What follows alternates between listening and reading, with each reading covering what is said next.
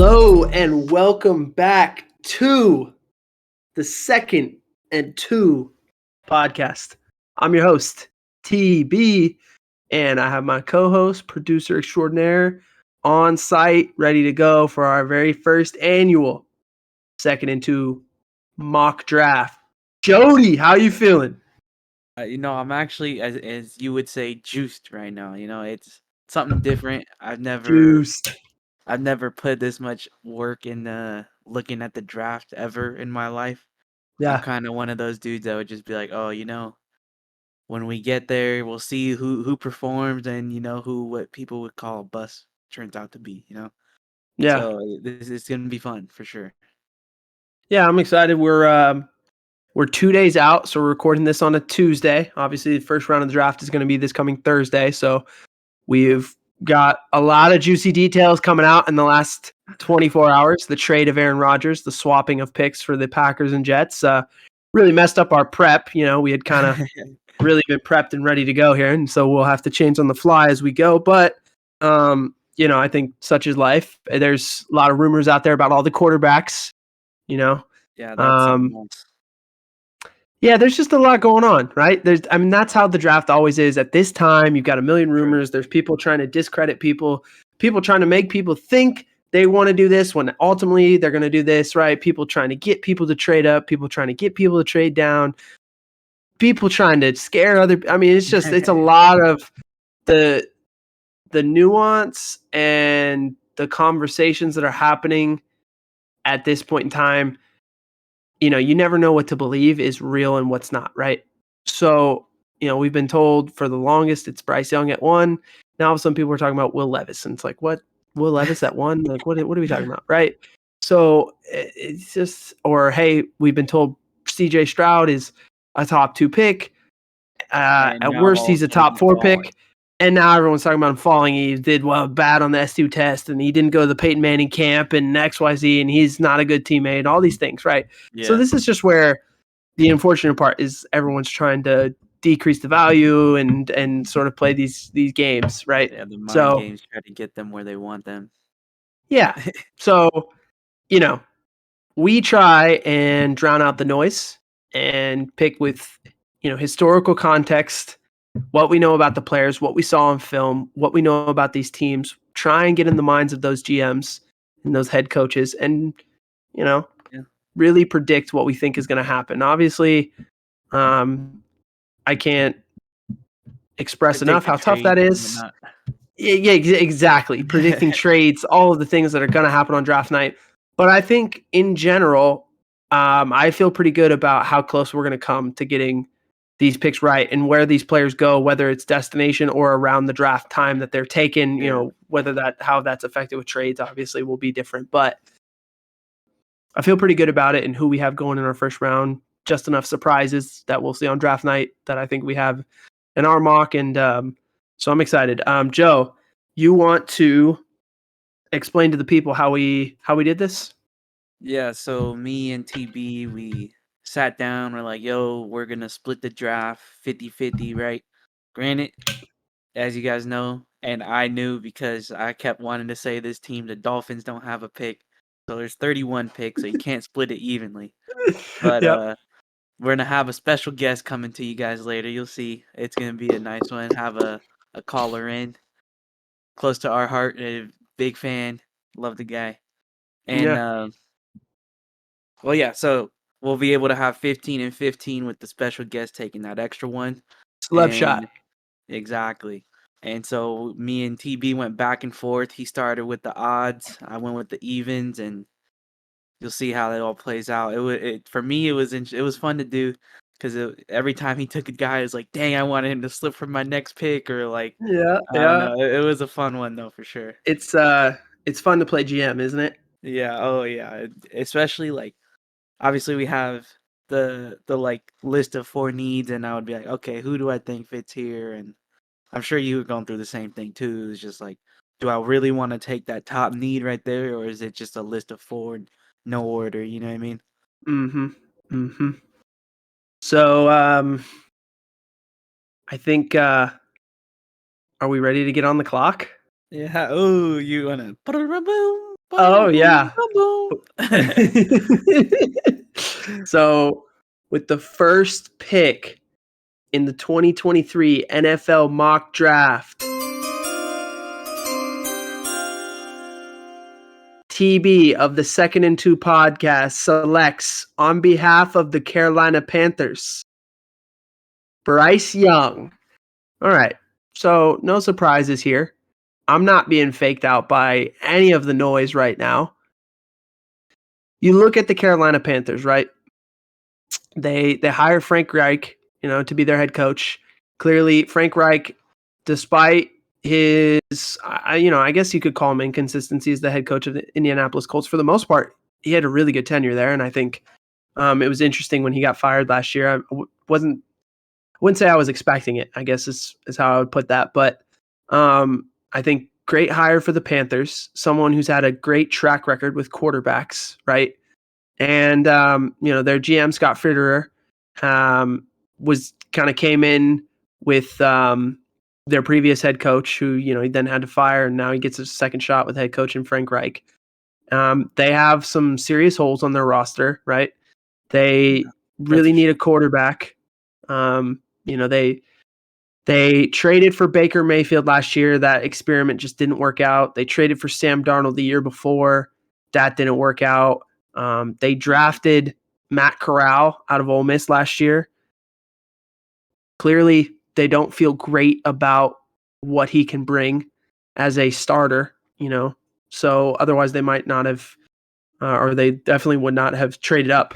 So they make this trade about a month ago with the Bears, giving themselves a month to decide who their guy was. A lot of rumors initially it was Stroud, and Frank Reich likes a huge quarterback, and maybe it's Levis, and now there's this last minute push for Levis, XYZ, whatever. To me, when you watch the tape and you look at everything in totality, the only guy that I'm taking with this first pick is Bryce Young. Yes, the other players are good players, and I think they all have merit. And there's certainly at least a conversation to be had. This is not Andrew Luck or Trevor Lawrence or Joe Burrow, like consensus. This is the guy kind of year. But if Bryce Young was 6'1", it would be that kind of year. That's what Yeah, I would say. But because he's be a 5'10", it's no-brainer. not. Right? Yeah, exactly. If he was 6'1", 6'2", it's a no-brainer pick. Because he's 5'10", and there are questions about his durability, how long can he last in the league, can he see over the offensive line, will be able to sit in the pocket with all the long arms and be able to make those kinds of plays that he made at Alabama that made him special. When you look at all that, yes, it's just reasonable questions. But at the end of the day, you're just talking about a talent. Bryce Young's the guy. He's the guy at the quarterback position that I think can truly turn around your franchise and be, have the ceiling of a top 5 guy in the league, because he's just that special in all the things. His poise, his accuracy, his awareness and mobility. We talked about these things last week. And so while he may not be big, I think his tape shows a guy worth taking a gamble on at number 1 for Carolina. He's the guy you trade up for, in my opinion. Yeah, no, I mean, especially if you take that leap from, what were they before, like third or something? I don't remember. 9. They took a leap. That's They a were at leap. 9. Yeah, so especially if you make something like that, you gotta go and get that need now, Mm-hmm. and that's the only thing you can expect picking this guy there. So that makes sense. Yeah. And so for my first pick of the draft for the Houston Texans, whoa, Houston Texans.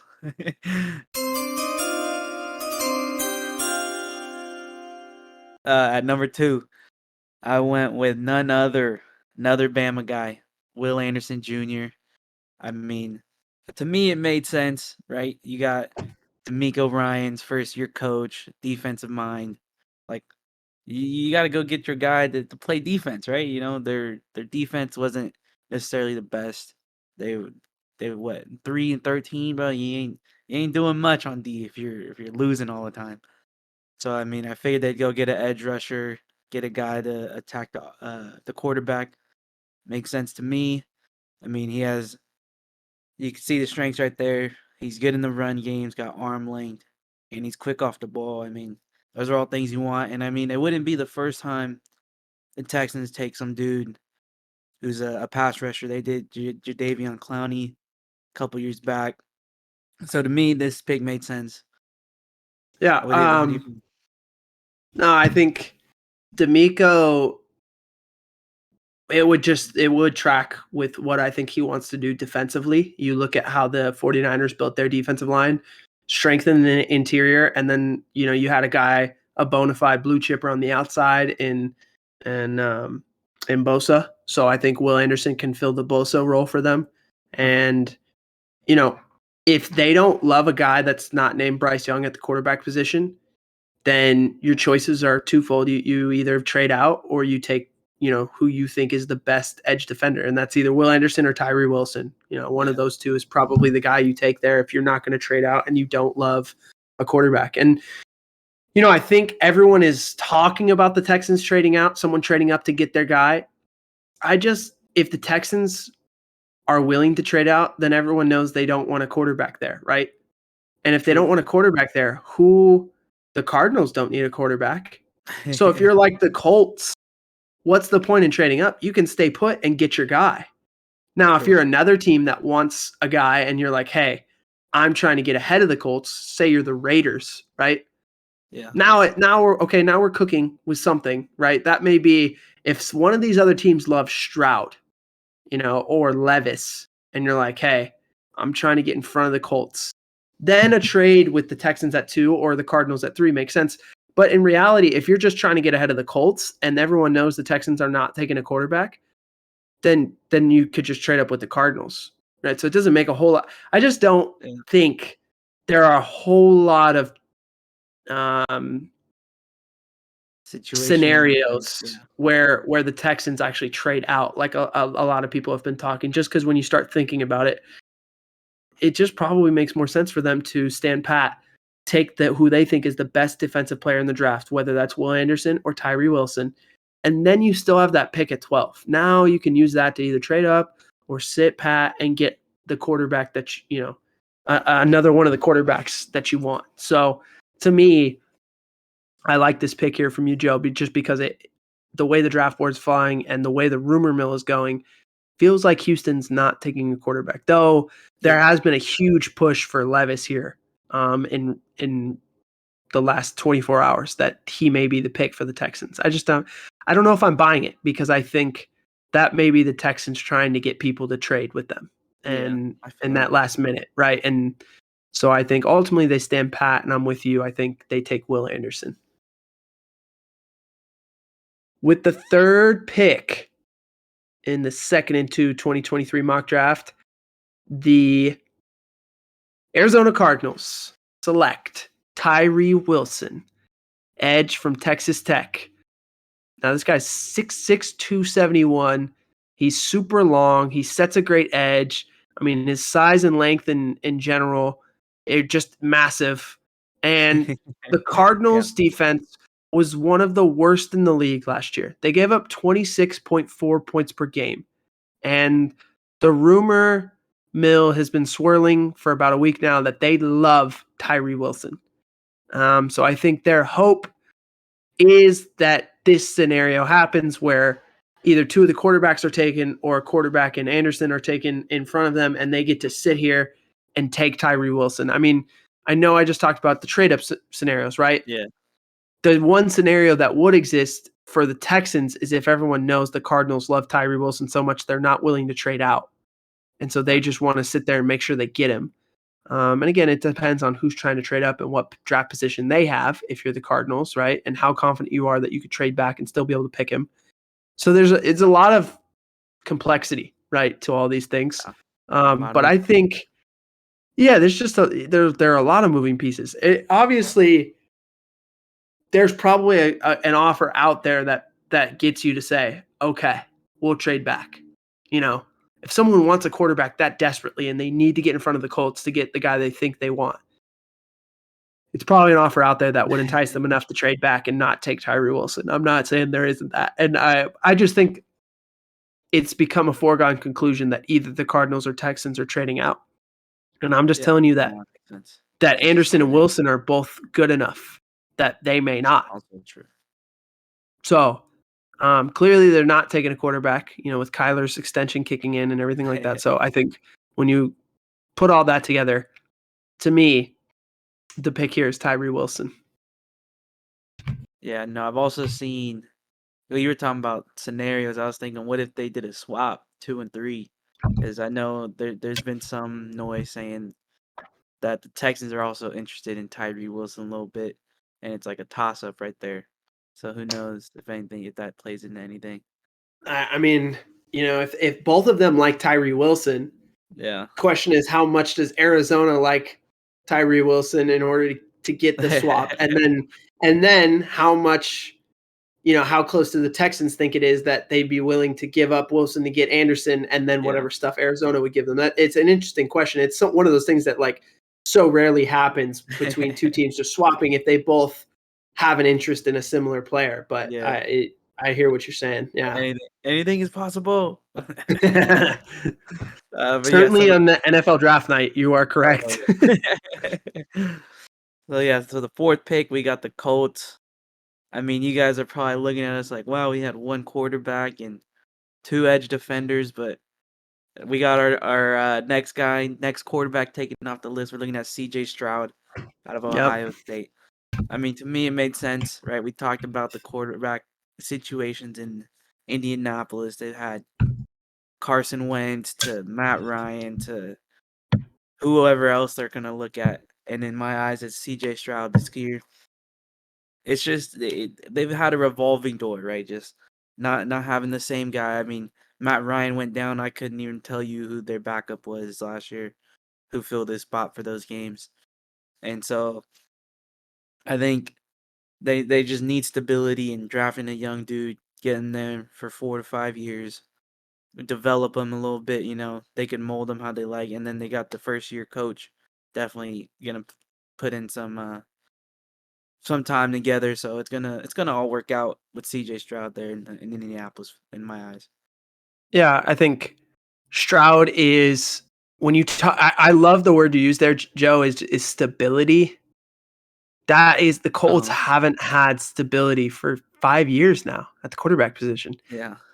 How can you consistently win when that's the case? And that's why I look at like Frank Reich's tenure there, and I just feel like it's so tough because he was never given the tools in terms of this is no shade at Chris Ballard. I think Chris Ballard made every attempt to try and bring in quarterbacks that were ready to win in their eyes, right? And so they had some success, like Jacoby Brissett. Wasn't bad. Phil Rivers, they got to the playoffs and did some things there. Carson, that was a tough one. That was probably a real miss for them from that standpoint. And then you look at, Matt Ryan, that one was tough. He's just older. Unfortunately for them, they got Matt Ryan and Philip Rivers at the end of their careers, and those guys are just at that point. Philip gave him a good year, but then retired, and then Matty Ice was just old and beat up, and their offensive line didn't do the greatest job protecting him, and so I would say that the thing that they would need to do here in drafting Stroud is make sure they protect him. We talked about his biggest question being facing pressure. And so that Colts offensive line needs to be better. And that's one thing that, they look back, they didn't do that for luck, man. That guy, his body broke down because they never gave him what he needed up front. And so I really hope that they've learned from that situation and they give Stroud the right things up front. Now, I think Shane Steichen would be a match made in heaven for Stroud. Just because where did he just come from? Jalen Hurts, right? And helping develop him and creating an offense that fit him and weaving in some of those RPO concepts and things like that. Like all that stuff, Stroud would be great with. And he's not nearly the athlete that Jalen is. And so I'm not saying they're the same player, but I do think some of the things that worked with Jalen will work with Stroud because they're both such heady players. And I know there's all this stuff about the S2 with Stroud and he only scored an 18 and he's not cognitively whatever, blah, blah, blah. There's been a lot of stuff out that says that like some of those numbers aren't even real. Who knows? And again, I told you draft season, this is how it goes, right? Yeah. Especially with news like that. It's like the only people putting out that information, it's exactly. Have something to gain from it. Right. And so ultimately, I'm just not sure that I buy or believe all that. What I do know is I watched the film of this guy, and I think he processes extremely well. I think he's got a quick release. He can throw the vertical ball. He has all the arm talent you need. I think he has all the keys to be successful in the league. And I think ultimately it's just going to come down to, being in the right situation where he'll be developed and then being protected up front. And I think you've already got one of those boxes checked with Shane Steichen. If they can provide the offensive line for him that he needs to have the time, he'll be okay, man. I think he's going to be really good. So this is, I think this is truly like picks 3 and 4 in this draft are like a pivot point as to what will happen falling down, because it really dictates a lot of what happens after. And I think really picks 2 through 5 are the extreme who knows what will happen, because we don't know with the trades and things like that, because I think this next pick is a big one too with the Seahawks. Yeah. I think the Seahawks, I'll go ahead and announce their pick, right? Yeah. With the 5th pick in the 2023 mock, the Seattle Seahawks select Jalen Carter. All right. So started going over like what might the Seahawks do, right? And you look at it, they've got Geno, right? Yep. They make this trade with the Broncos for Russ. The reality is immensely. They let Geno be the starter. Geno has a great year. They've signed Geno to a 3-year contract, which is, I'm glad for Geno. He got his money. Things really worked out. Obviously, Geno's a little older. I don't think the plan is to have him be their starter for more than the next couple years. Like, the contract is probably the length of his time starting, right? Yeah. And that's assuming he continues playing well, which, I'm not saying he won't, right? But the reality is the Seahawks do need to start figuring out what they're going to do after him at the position. And when you look at this, if they're building things the way they think they are, they're not going to have another pick in the top 10 like this. Yeah. So from that standpoint, it's going to be really hard to pass up on a quarterback. I think it's going to be really hard for them to pass up on a talent like Anthony Richardson or, heaven forbid, CJ Stroud if he's still there, right? Like, I'm not sold that they're for sure going to pass up a quarterback here just because they signed Geno. I think there's a real possibility they take one.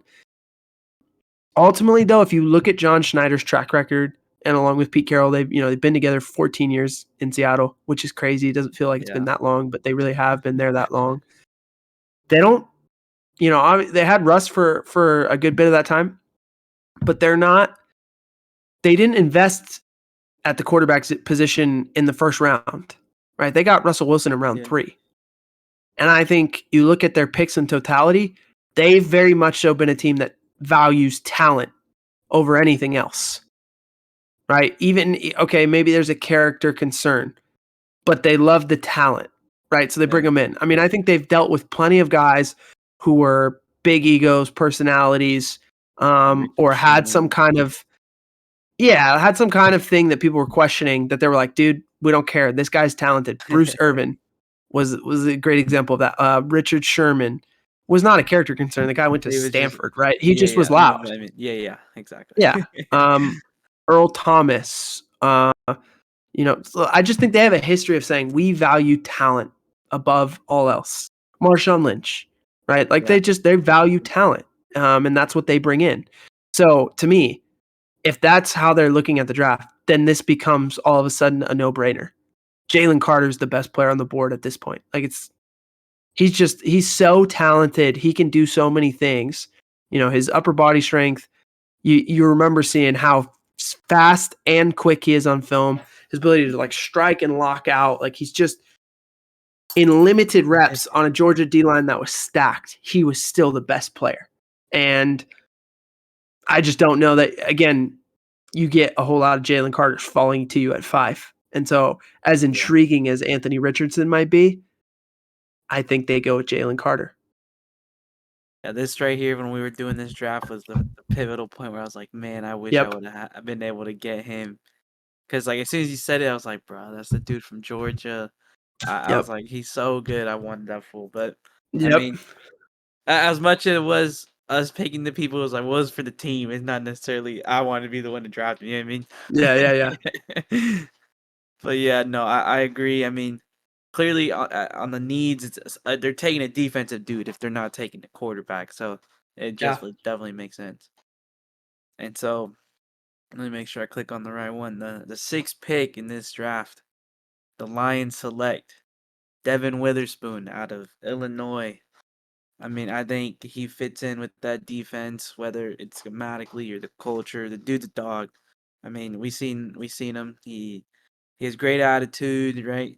You were talking about him being really smooth in his movements. Like I think, in terms of their defensive needs, I think he fits in. He could be in there doing like the slot or even just chilling as a normal corner. I mean,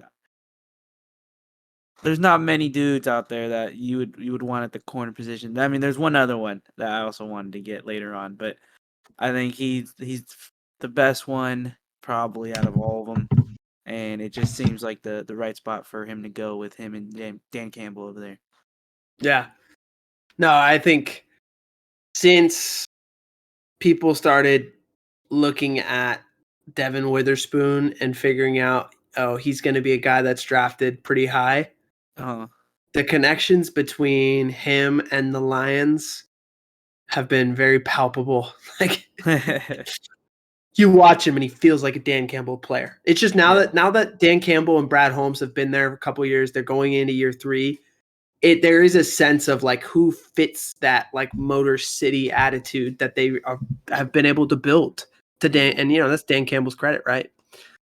And so in looking at it, okay, the Lions have 2 picks in the first round, right? They got this pick from the Rams and that Matthew Stafford trade. Again, another pick for them that like Seattle, it played out great for them, and they just have defensive needs all over at every level, right? I mean, you see it corner, defensive tackle, linebacker.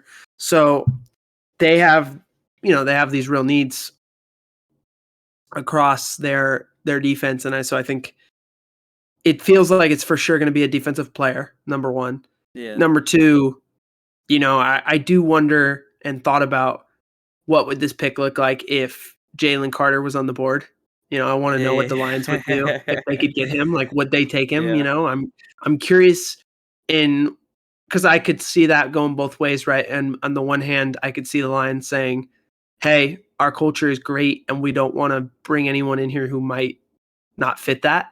And on the other hand, I could see them saying, hey, our culture is so great that we are now ready to enter phase 2 and bring people in here that we can help. Like, that maybe we feel strong enough about our culture bringing this guy in and keeping him on the up and up and making him, a great ball player and allowing his talent to show. But if they, that's not available to them and, them trading Jeff Okudah kind of signaled like, hey, they're really going to take a corner. I don't know that there's a better fit between a player and a team than Devin Witherspoon and the Detroit Lions. It just feels like everything he brings, specifically that attitude, fits Detroit so well that I really want to see it happen, to be honest. That's what I want to see. So I love the picture. I will say one quick note. After he took Jalen Carter, I was like, do I want a corner? Do I want a linebacker? And I was like, no, I know there's a better choice to go with the corner than the linebacker. But it definitely crossed my mind. Because that was the one guy I was waiting for. I was like, I'm going to get him right here. We'll be all right. And then I was like, oh, he ain't there. Think on the fly. That's why there's a clock. Speaking of the clock, we got the Raiders, round 1, pick 7. We're looking at Peter Skoronski, the offensive tackle out of Northwestern. 6'4", 313 pounds. He has great feet, extremely intelligent.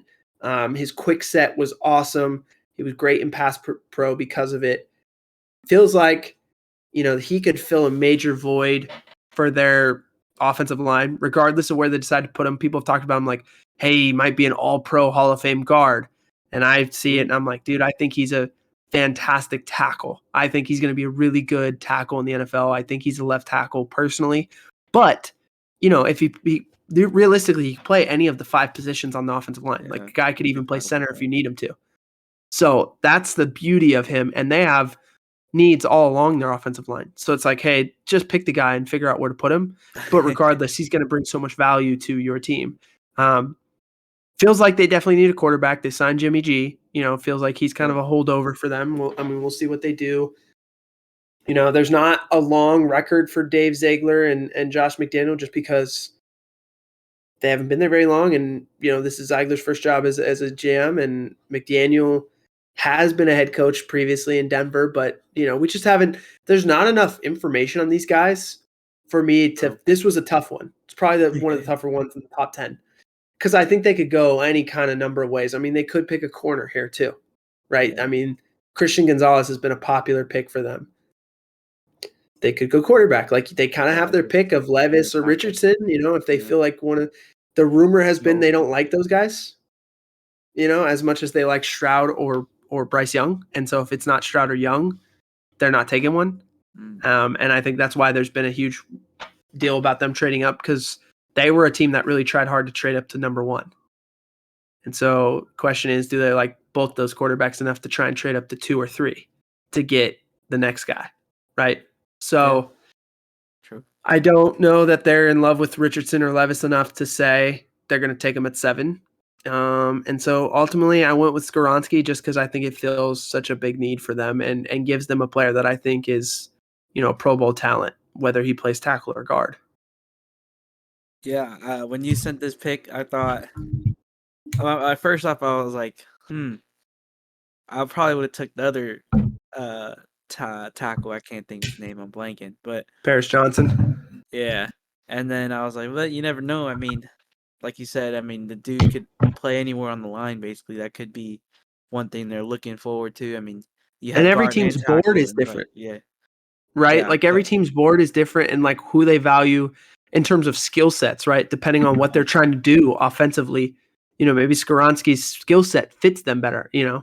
So it's sometimes it's not as much about talent as it is skill set and being able to take what they do well and apply it in your offense and say, oh, this is going to work really well in our offense, right? So Yeah. So yeah, that was like a little bit shocking at first, and then I kind of thought, but I was like, they're both really good. It's not really that much of a drop off. You're looking at, like you said, different skill sets and seeing which one you prefer. It comes down to what we basically talked through every week, where it was if we had something differing, you're like, oh, Joe values this over this or whatever, Yep. So Yep. that's pretty much all it is at the end of the day. But yeah, so 8th pick to the Atlanta Falcons. I went with Nolan Smith out of Georgia. I've seen a lot of things over the past couple days where it's like maybe they take a quarterback, maybe they do this, maybe they do that. Like you have receiver up there, that's another one I've heard them talking about. But I went with the edge rusher. I mean, they went 7-10. They were just outside the playoffs, right? Like at least for winning their division. But I mean, I don't know. To me, it makes sense. You could help build up your defense a little bit. They say defense wins championships. Get the guy out of Georgia. He could stay in the state, right? And hopefully that even draws in a crowd, possibly. I was looking at a bigger picture on this pick, and that's what I went with. He has speed. He's got the violent hands. I mean, the dude's a baller on defense. He's gonna get around the tackles. It's just a matter of what they value at this spot. But I went with him. Yeah, feels like they should take a defensive player here, right? I mean, as bad as their defense was, and offensively they're actually okay, even with Marcus Mariota at quarterback. And you're looking at it and you're like, well, there's a lot of things that they could do. Seen a lot of like Bijan Robinson too. I know you were talking about you've seen a lot of things. Yeah, there's been a weird like maybe Atlanta takes Bijan Robinson, and that I guess it makes sense from the standpoint of thinking about Arthur Smith as a head coach and what he's done. I mean, obviously he came from Tennessee where he had Derrick Henry. But in my mind, it feels like they have enough production out of the running back position that they don't need to use the 8th pick on that guy. Late in the draft a couple of years back, like. And they have Cordero Patterson, who basically plays running back for them, and it's really good. And it's like, man, you've already invested 2 top 10 picks in your offense in the last 2 years with Pitts and Drake London. Yeah. Can you really afford to do that a third year in a row? You are also invested a third round pick in Ritter at quarterback, and especially when your defense is so bad, it doesn't feel like you can do anything other than draft a defensive player. And so while I don't think I value Nolan Smith and what he does as high as a lot of people do, I think, I had him ranked as my 4th best edge defender. So I'm not looking at him as a top 10 guy personally.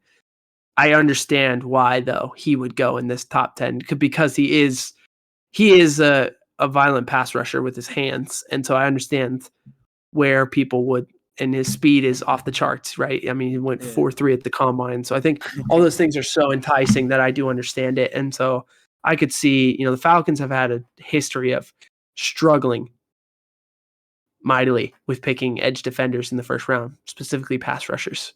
There's a whole history of guys that they just, it's like guys like Tack McKinley, right? It just, they've struggled in recent memory. I know that's not on Terry Fontenot because he hasn't been there for more than 3 years, but just in general, their franchise has struggled to pick those guys. So that would worry me for Nolan Smith, quite frankly. But it's probably better for their team if they go defense here. So I do, from that standpoint, I agree with the pick, Joe. Yeah, it's funny you say where you were like, they have trouble picking a certain position, right? I had that thought down the road, and I was like, I'm just going to avoid it because I don't want to do that. Yeah. So with the 9th pick, this was a really juicy one. The Chicago Bears, they're in an interesting spot because, they traded back, and it feels like with Fields, they really could do some things to help him offensively, right? Yeah, that's for sure. And yet, I went with Christian Gonzalez, the cornerback out of Oregon, right? Mm-hmm. And so, they trade back, they get to 9. You're asking yourself, what do the Bears need? Okay, well, the Bears need offensive line help. They could use, even though in the trade back they got DJ Moore, they could probably still use another receiver. They now have DJ Moore, and they traded a pick last year with Steelers to get my man that Mr. TikTok himself, right? They went and did all that. And so I still don't think they're set at receiver. I still feel like they could use another weapon there. And certainly they could invest in the offensive line here. I mean, Skoronski, if he was there, would be great. Paris Johnson would be great. Broderick Jones would be great, right? Any of those guys would be a fantastic pick here. And it was hard for me not to take the tackle because I had 2 of them available to me. Yeah. But when I look at Ryan Poles, I think that guy's all about value.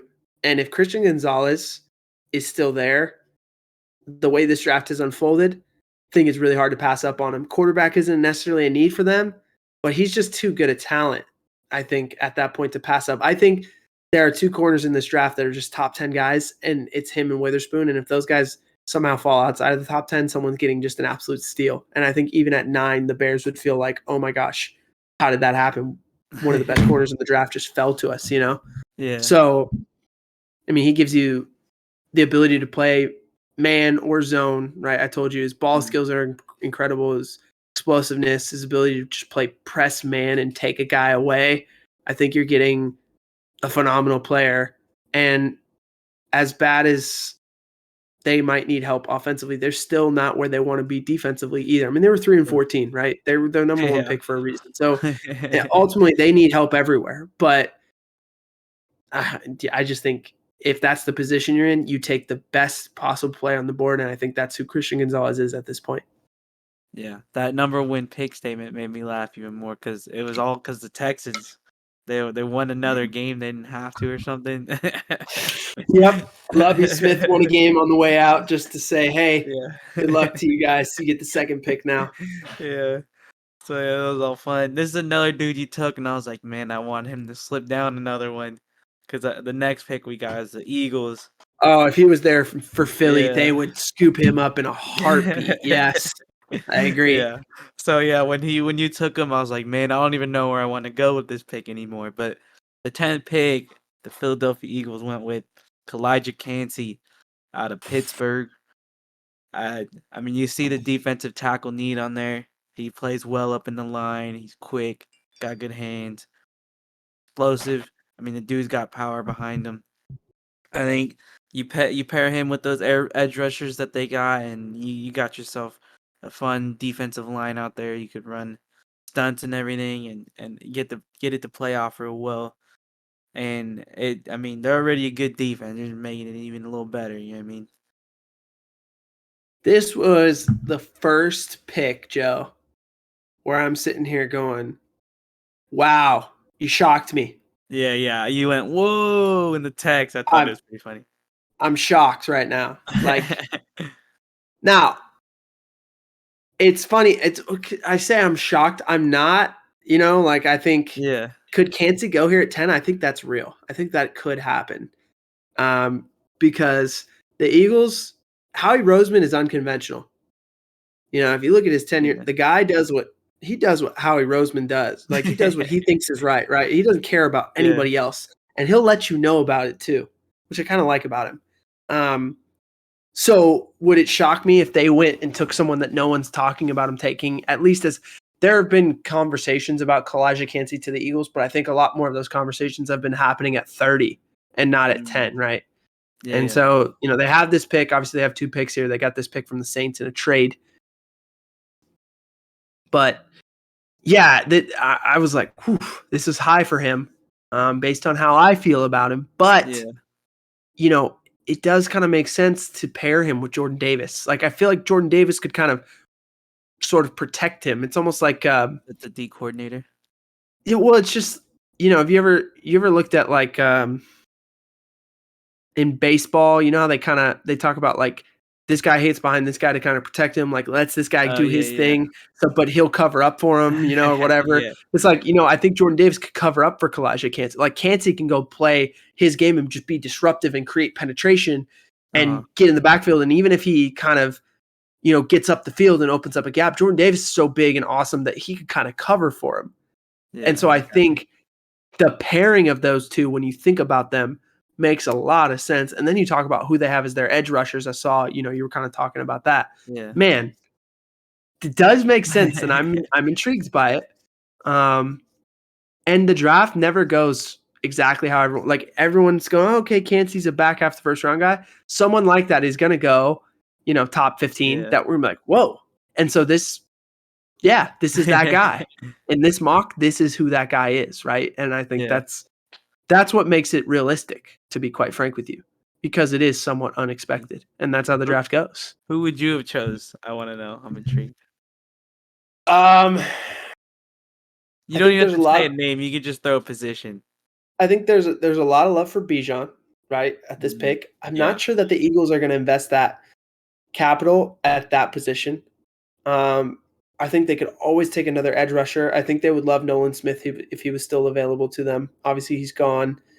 I think there's a real thought that they could take Brian Branch to kind of help in the secondary. That makes sense. I think ultimately, I might have gone with Branch over anybody else, and I know that that's kind of high for Brian Branch, but I do think he fits what Philly does so well that it's not too high for them from the standpoint of what he would be able to bring for them. But I told you, as I thought about it more, I like the Kalijah Cansey pick because I think the fit there is also good. Even though it feels high, it does feel like it fits well. And ultimately, as a team, if this player fits what you're doing and he's going to give you what you want, then it's never too high. You know what I mean? Now if you made an argument, hey, we can still get this guy way back later at 30 and we can pick someone else here, of course, right? Those conversations are had. But if you're like, hey, we're not sure, and we know this guy is going to be a guy for us, then you take him and you don't think twice. And so I could see the Eagles doing that. That's why I like it. Moving forward, the 11th pick in the NFL draft, the Tennessee Titans. Man, oh man, feels like they could go in a million directions, but a lot of quarterback talk with them. A lot of thought about them trading up. There's massive rumors for 2 weeks now that they're trading up. They're trading up. They're trading up. They love Levis. They love Richardson. They love Stroud. Right? There's all that. Ultimately, in this mock draft, they stay put, and they take Anthony Richardson. It's interesting because they took Malik Willis last year in the 3rd round. Yeah. And his limited starts were awful. Yeah, I mean, they went and got so Josh awful. Dobbs. Exactly. It's so awful that when Ryan Tannehill was hurt and they were playing for their playoff lives, they chose to sign Josh Dobbs off the street and play him as opposed to playing Levis or as opposed to playing Willis. And that tells you all you need to know. I mean, I think the fact that they're really heavy in this quarterback market tells me that they just don't believe in Willis at all long term, and they just feel like he's a backup guy. And maybe they got him in the building, he wasn't as talented as they thought, or they got him in the building, he doesn't work as hard as they were hoping for. He's not improving on the things that he needs to get better at in order to be a consistent day-to-day starter. Not sure what that thing is, but clearly they want a quarterback, and they want the long-term replacement for Tannehill, right? They're not sold on Tannehill being that guy past this year probably either. So I do think when you look at Anthony Richardson, all the things we talked about last week, the things he gives you athletically and from a ability standpoint, the ceiling on him is so incredibly high. I mean, I compared him to Cam Newton. That guy was an MVP of the league, right? So the ceiling is that. He's gonna need a year. He only started 13 games in college, so he's gonna need a year to help him get through a process and develop. And so maybe being around Tannehill for a year, that helps, right? Being around even maybe Levis, who's been through his rookie year, can kind of say, hey, these are the things that happened for me, and these are the things I'm working on. I don't know, right? But you look at it, it makes a lot of sense for him to go here. It feels like the quarterbacks may fall a little more than people think. And so I believe this is where he fits, is right here with Tennessee at 11. I mean, this is where the value of what he might be starts getting great enough that it's worth taking the risk, right? In the top 10, tougher sell, but at 11, now you're talking about, okay, like this is about where Mahomes was picked, right? Yeah. So again, he was in a kind of similar or looked at similarly coming out of college. So I feel like his ceiling is enticing enough to make the move here. That's where I'm at. Yeah, no, this is when you text me, you're like, it's time. I was like, oh, he's going to spice it up. And like, if you look at the team needs, clearly it doesn't say quarterback, but our guy Tannehill's got one more year on the contract. Like, you're definitely going to not probably re-sign the guy for another contract. So, I mean, give him a year to develop behind someone seems like a great choice. And even when you compared him to Marcus Mariota, it just kind of all made sense. Like they've dealt with him, or not him, but a player similar to this in the past, to where it all made sense to me once I like thought about it a little bit more. But yeah, so let's see. After the Tennessee Titans, we got the Houston Texans again, pick number 2 for them. And I went with a quarterback here, Will Levis out of Kentucky. I mean, he was able to fall all the way down and where they could get him in the back end of their part of the draft, I should say, not necessarily the back end of the draft. And I mean, this is another team that hasn't really. They had Davis Mills, but everyone before that, it's like Brock Osweiler, Matt Schaub. Like I think they've had like 13 dudes in the past 10 years or some crazy stat like that. So there's another team that just another revolving door at quarterback.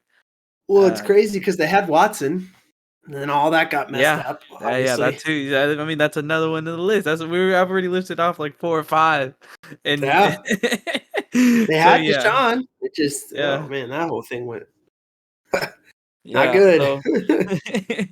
So yeah, I mean, we took the edge defender in the first pick. They have center and linebacker. I think it made the most sense, especially if he falls all the way to 12. Like that's a steal compared to taking him at 2 and trying to grab one of the other positions here. So that's where I went with on this one.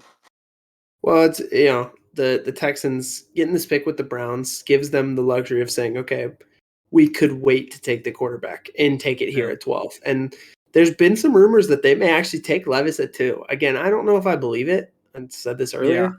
So, but maybe there is enough merit that they like him enough that if he was there at 12, then they would take him, right? Maybe that's where they would actually feel comfortable taking him.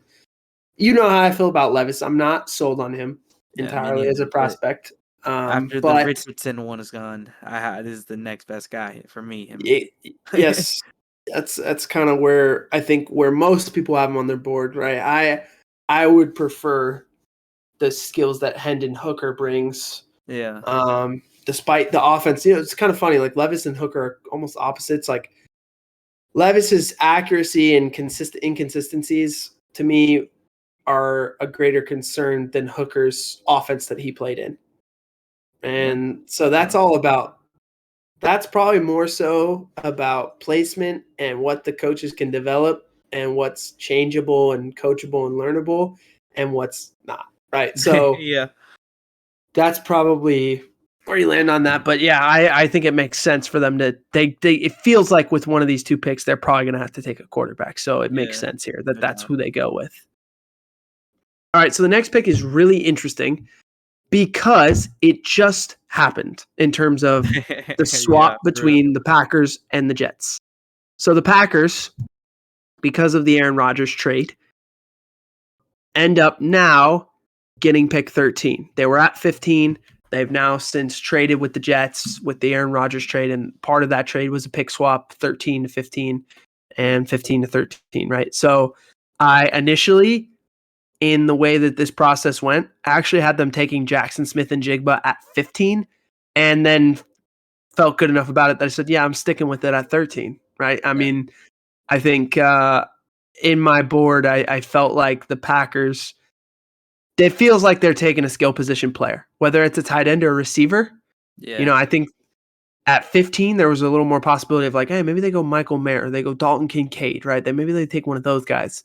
True. But once you get up a little higher, you get to 13. I know it's only a 2 big difference, but it definitely feels like, man, Jackson Smith-Njigba gives them something they don't already have. I know they took a couple receivers last year in Dobbs and Watson, but I think JSN actually complements those guys pretty well, and actually would fit with that group. I think Watson gives you that vertical, take the top off the defense threat. Dobbs gives you kind of that like shorter, quicker slot shifty guy. And then Jackson Smith-Njigba gives you like the tough, give me the ball over the middle. I'll run people over. I'm physical. I'll block. I've got great hands. I can run inside or outside. I'm super durable. Like he gives you those things. And I think that fits really well with what they already have, what they drafted, and would actually give Jordan Love a chance to have some success now, right? Like I think that's the biggest thing for the Packers moving forward is how do they set up Jordan Love to be successful? And, this is a great test for Matt LaFleur going into year 5. He had a great 4-year run with Rodgers. I mean, got the guy to win 2 MVPs. And then it's also like Brian Gutekunst. This is a big draft for him because he was kind of the guy that he and Rodgers butted heads. And now he's sort of quote unquote won, if you will. He's the guy left standing. Now he has to go prove it. Now he has to go build a team without Aaron Rodgers and build a winner. Right. So this is an interesting, like really important pick for them. But I love Jackson Smith-Njigba here. I think he fits really well with what they want to do. I think he gives them something they don't already have. Yeah, no, I like it a lot. I mean, you mentioned they got some solid young sorry, I don't know what I'm saying. Some young receivers that they have that are work out really well. I think it's just another icing on the cake at that position with this pick. When you sent it, I was like, man, what a team to go to because they have some young talent out there for sure at this spot. So he's just you got your starting 3 right there, basically, just running in the season. I mean, it's a good choice. Good choice. And tip of the cap. Yeah, for real. And the 14th pick of the draft, the New England Patriots are gonna select Broderick Jones out of Georgia. I mean, I talked about it with you. The Patriots, they got Mac Jones, they don't have Zappy no more, but they used him and I mean they were banged up, so clearly the line needed some help taking him, protect the blind side a little bit. I mean, he works well in the run game. Dude's a good blocker there. He was doing some pulls and everything at the down in Georgia. He's got a good anchor. He's got good pass pro. That they like to throw the ball, like to run the ball sometimes when it gets cold. I think it's a good choice for the Patriots here. And this is where I mentioned earlier where I was like, oh, I want to take a receiver here, but the track record that they have at receiver choices kind of gets tough. So I was like, you know what? I'm gonna avoid it. I'm gonna just go with the sure thing right here. Take the tackle, protect the quarterback. Made more sense. Yeah, I think this was an interesting pick because it comes down to like I'm with you. I think they take a tackle. It'll be interesting to see who's available. Feels like they won't have their choice of all 4 tackles. I feel like they'll have their choice of at least 2, and by the 4, I mean Skoronski, Broderick Jones, Paris Johnson Jr., and Darnell Wright. And in this simulation, they have their choice of 3 of those guys. Yeah. And it really depends on what do you think the Patriots value. It's interesting because if you look at it, they've sort of been unconventional. I mean, obviously last year they took Cole Strange, right? The guard, and everyone was like, Yeah. what? This guy, we had like a 4th round grade on him, and they took him in the 1st round. And it's funny when you look Yeah. at the graphic and you're like, general manager, Bill Belichick, year 24. Head coach, Bill Belichick, year 24. You're like, oh, okay. Like, yeah, this guy's he's got all the power. He runs the organization. Like, it's Bill B's deal, right? And Yeah. what does he value? And I think you're right in looking at this pick and saying, hey, he values like athletic offensive linemen. If you look at his track record, Broderick Jones' athleticism, his ability to block in space, his strength and ability to anchor, those things track with what the Patriots like at tackle. So it makes a lot of sense. This is the guy they take. And may even be surprising to people that like, hey, Skoronski and Jones go off the board before Paris Johnson Jr. But in my case, looking at pick 15, Johnson Jr. doesn't have to wait to go, very long because he comes off the board at 15 now. So the Jets, with that pick swap with the Packers, drop back to 15. But in reality, they get a guy that they likely would have felt like they could take at 13 anyway, right? And I think the Jets really value Paris Johnson Jr. I think they'd be happy if the Patriots took Broderick Jones and let them take Paris Johnson Jr. I think he's the best tackle in the draft, personally.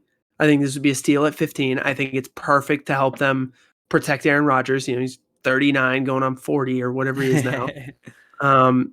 This is a pick Joe Douglas cannot afford to mess up, though. The guy's going all in, bringing in Rodgers. They need to protect him. He's got plenty of weapons, but they got to protect him up front. Defensively, under Robert Saleh, they're awesome already. I mean, Sauce Gardner, they nailed their draft last year. They have some dudes. They even, they'll bring back their running back who out of Iowa State that got hurt. Say it again. Carter. I don't remember. Michael Carter. I think it's or is it Breesy or something like that? Yeah. Breece Hall. That's his name. I don't know. Breece Hall is his name.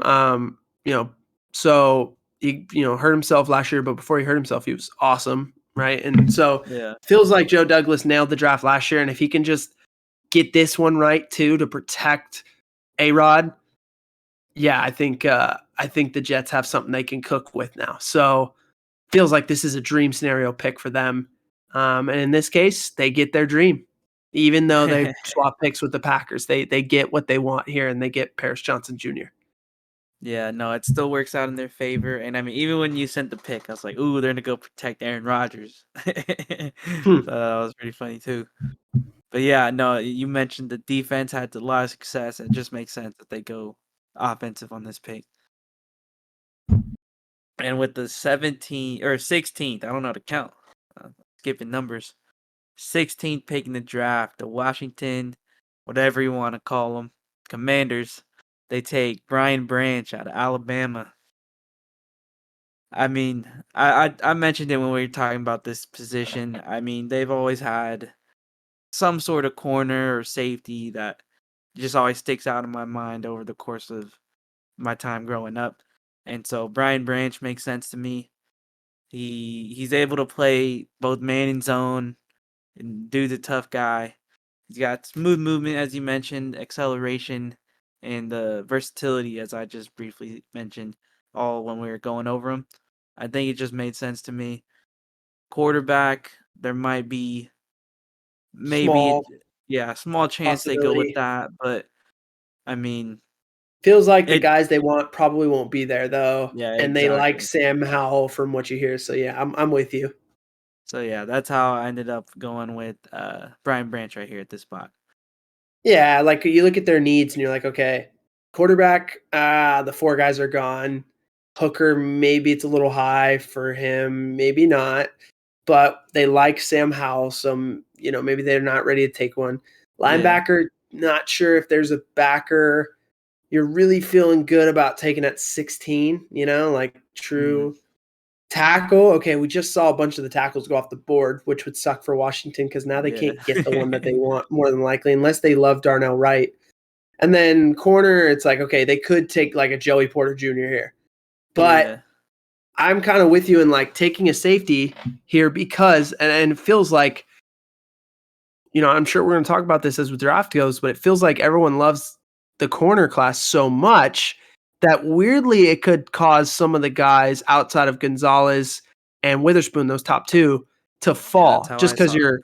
your thought process is like, well, I can get another corner who's just as good later. I can't get in, like, especially at safety. You can't Yeah. get a whole lot of safeties in this draft that are going to be as Yeah. valuable as Brian Branch. So even if you need a corner, you could go get a corner in round 2 that you feel pretty good about. But Brian Branch, you're not going to see another safety like that. So it makes Mhm. total sense. I'm with you. And I think a lot of teams may think that way, which may cause a guy like Joey Porter Jr. to fall a little bit, or Emmanuel Forbes, or Banks, or like some of those guys may fall, deeper Yeah. in the draft than people expected. But then there'll be great value picks when they are drafted. So True. we'll see. We'll see what happens with that. We're now at the time, we're in the exact midpoint of the draft. And at pick 17, we're gonna have our special guest picker come on in. So we'll pause to get him in, and we can see pick 17. There we go. What's up, boys? What up? What up? How What you up? doing? Mm. Nice. I love the choice of jersey. This Oh is yeah, this is fantastic. yeah. I All imagine right, like there was a game last night or something. nice. So for all the listeners, someone very near and dear to my heart, my uncle. This is Tom, diehard Steelers fan, and maybe even a more diehard just NFL draft fan in general. I don't know if there's anybody that I talk to outside of myself and Joey who's like more plugged into what's going on with the draft. So naturally had to ask him on to come make this celebrity pick. So this is how it's going to go. We're going to give you a rundown of how the draft has gone so far. Let our Okay. listeners and viewers let them get a little reminder of each pick that's happened so far, where it's perfect because we're right in the halfway point of the draft. And then we'll let you make your pick for your favorite team Okay. at All right. 17, the Pittsburgh Steelers. So Right on. we're rewinding it back with pick 1 as the GM of the Carolina Panthers. I took Bryce Young, no brainer on my end. At pick 2, Joe. I went with Will Anderson out of Alabama. I mean, Yep. same I like thing. it. Felt like a no-brainer with D'Amico Ryan. It feels like it's going in that direction. So I get it. At pick 3, considered the trade out, but decided to stand pat. The Cardinals love Tyree Wilson, so we're taking him at 3. I like it. Pick 4, Joe. I went with C.J. Stroud. Seems like they need a quarterback there. No matter who it is, I think he was the best fit. Yeah, we're not listening to the outside noise about the S2 and all this garbage. Right. We think Stroud is the guy for the Colts. I agree with Joey anyways. I know he definitely thinks it, and I agree with him on that. At pick 5 as the GM of the Seahawks. This was probably the first time I had a real tough time. Debated forever, but went with Jalen Carter. Best talent on the board. Feels like that's John Snyder's track record. Did we lose him? Or is he playing a good game? The Wi-Fi is tough right now, huh? I think so. Oh, there he is. He's back. Yeah, froze up. There we go. We got you back. So at pick 5, not sure if you heard what I said, but we went as the GM of the Seahawks. I went with Jalen Carter. Felt like that was John Snyder's track record of taking talent when talent is available. Right. It's a pick 6. Detroit Lions went with Devin Witherspoon. Seems like a great culture fit with Dan Campbell and just a defensive need out there. Right. Facts. Pick 7. Really, a lot of different interesting directions the Raiders can go. Don't feel like they like one of the quarterbacks left available to them to take them there. Feels like if they're going to get one of those guys, they're going to have to trade up to do it. If they stand pat, like I think they will, then it becomes a game of which tackle do they like the best, right? And so I think Skoronski, the multiplicity of where he can play on their offensive line, they can decide, do they want to make him a tackle or a guard, whatever. I mean, obviously, if you're picking at 7, a lot of times you're not picking a guard, you're picking a guy to be a tackle. But the theory that he could play anywhere on that offensive line, I think, is what makes it appealing for the Raiders, and that's why they take him. Finally, somebody for the Raiders takes an offensive lineman. I like it. So pick 8, I went with Nolan Smith. I think not just the defensive need here, but I went with him because, I mean, you keep him in Georgia, keep him local, and bring in some crowd maybe. And the 7 and 10, clearly they need help on defense. It doesn't say it on the needs, but that's what I thought. You keep picking pass rushers, you got to hit at least once in a while, right? Hey, we talked about the history of pass rushers. We did. We talked about that one. We're worried for Nolan Smith if he goes there. We're hoping he can break the trend. Right. At pick 9, the Bears don't need a corner, but man, Christian Gonzalez being available makes it hard to pass up. He's so good, versatile, can do so many things. As much as I wanted to give my guy Fields some help, ultimately, it just feels like, man, Ryan Poles in year 2 can't afford to miss, and Christian Gonzalez, I think, is a can't-miss guy. So you take him, and as much as you might want to take a Paris Johnson Jr. or a Broderick Jones to protect that Fields blind side, at the end of the day, the value of what Christian Gonzalez is, he's a top 10 pick. And if he's there at 9, man, you feel pretty good about getting away with that guy. I like it. So pick 10, Trevor was astonished by this pick, but I went with Kalijah Cansey. I figured you see the defensive tackle need. I went with defensive lineman just because, I mean, they already have good edge rushers. Just pair them in there, and you could run some games with them. Oh, for sure. Especially after getting Jordan Davis last year. So, The more as stunned as I initially was, the more we talked about it, the more I kind of liked the fit of Cansey with Jordan Davis. That's kind of fun. Yeah. At pick 11, felt like it was finally time. We know the Titans have been trying to trade up for weeks now. Maybe they just get to stand pat and actually the draft falls their way. They get to have their pick of Richardson and Levis. I think Richardson's the guy in that case. Very interesting considering they have Malik Willis still on the roster. They drafted last year in the 3rd round, but clearly they don't feel great enough about him to not go get a quarterback. So, agreed. And then pick 12, the Texans get their quarterback, and the second pick that they have went with Will Levis. We talked about it briefly. They've had a million quarterbacks over the past however many years. We named off like 5 of them for fun, but it seems like they finally get a guy right here. yeah. At 13, with the pick swap with the Packers and the Jets, a guy that I initially thought the Packers might take at 15, feels so good about the pick, took him again at 13. Jackson Smith-Njigba gives them a receiver that they don't have on the roster already, despite drafting 2 guys last year in Dobbs and Watson. I think he complements those guys really well. Gives Jordan Love a chance to be successful. We finally trade Aaron Rodgers, and we're going to take a receiver in the 1st round. It would be poetic justice from Brian. Wouldn't it? Yeah. Nice. Yeah. So, yeah, pick 14. I wanted to take a receiver here, but I mentioned it briefly when we talked about receivers. The Patriots struggle when they do that, so I went with the tackle, Broderick Jones at Georgia. Help protect Mac Jones and help out the run game a little bit. Their track record with tackles is certainly better than receivers. At pick 15, I'm looking at the Jets thinking this is a dream scenario. We trade back and we still get the guy we probably would have wanted at 13, Don't Paris say it. Johnson. No. Paris Johnson No. Jr. He's on there. Like, man, we've done such a good job giving Rodgers weapons before even knowing we were going to get Rodgers. Robert Saleh has a defense that's ready to go win.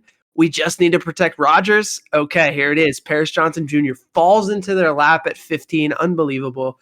The guy who I think is the best tackle in the draft. And finally, Washington Commanders are going with Brian Branch.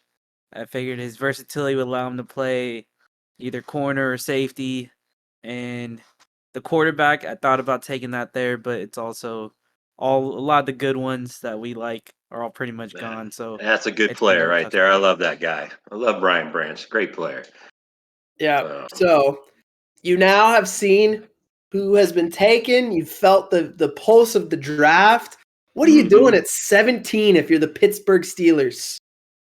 Well, this is a new era for the Steelers. We spent so many years with Kevin Colbert.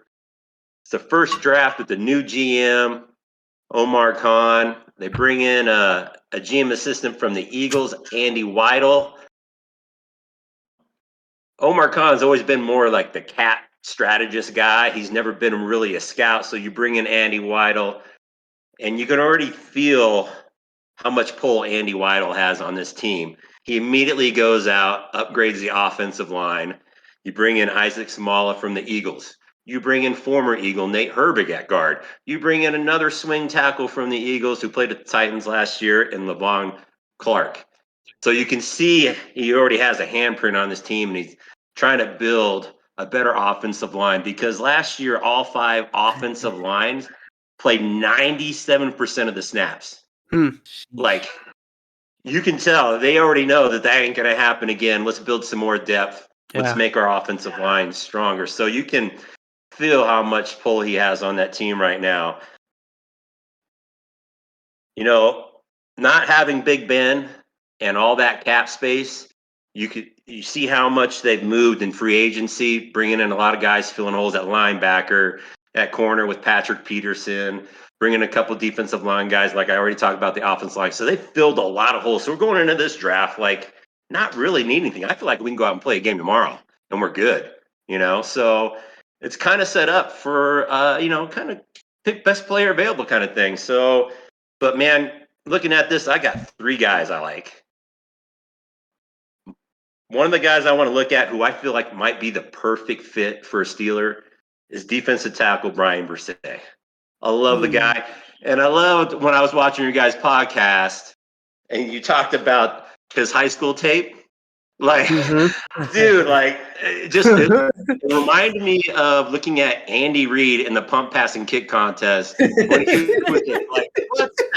This guy's huge. What is he doing out there? Like, he is just a man amongst boys. So I love Brian Brzee. People were kind of hard on him when I listened to other, podcasts. Like, he played 2 snaps and left. It's like, dude, look what he went through last year. Getting that like strep throat, losing 50 pounds. He loses his sister. Like, he was going through a lot. Go back and look at his tape in the ACC championship game. The dude was a beast. He really, he reminds me so much of Cam Hayward. He's got the size, he's got the height. Dude, at 300 pounds, we saw him run a 4.86 in the 40. So when I see Cam chasing people down, like, I love it. But I do not have him rated higher. I feel like there's a chance he could fall to 32. If the Steelers really like him up, maybe they can move up and get him. Yeah. The most logical fit for the Steelers is Joey Porter Jr. There is such a relationship with Tomlin and Porter Jr. Dino Tomlin, Porter Jr. played in the same high school, North Catholic High School. You hear the stories about how Porter Jr. used to try to cover AB at like 14 years old in training camp. The Steelers love bloodlines. The TJ Watt, the Watt brothers, the Edmonds brothers, Devin Bush, dad played for your boys at the Rams. Who else was it? The Hayward brothers. So they love bloodlines. He feels we do need corner. You've got Patrick Peterson, who's 32 years old. You got Witherspoon, stay healthy. He's only got 1 year left on his deal. You brought in Levi Wallace left last year, who only has 1 year left on his deal. So there is a definite need. But when I look at Porter Jr., like, he's so good at press, you know.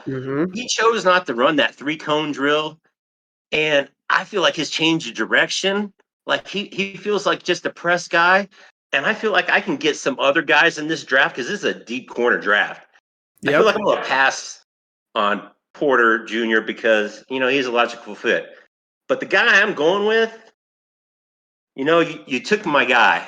You took my guy, Paris Johnson, 2 picks earlier. But there is a guy that seems to be rising up draft boards. I'm going to take Darnell Wright from Tennessee.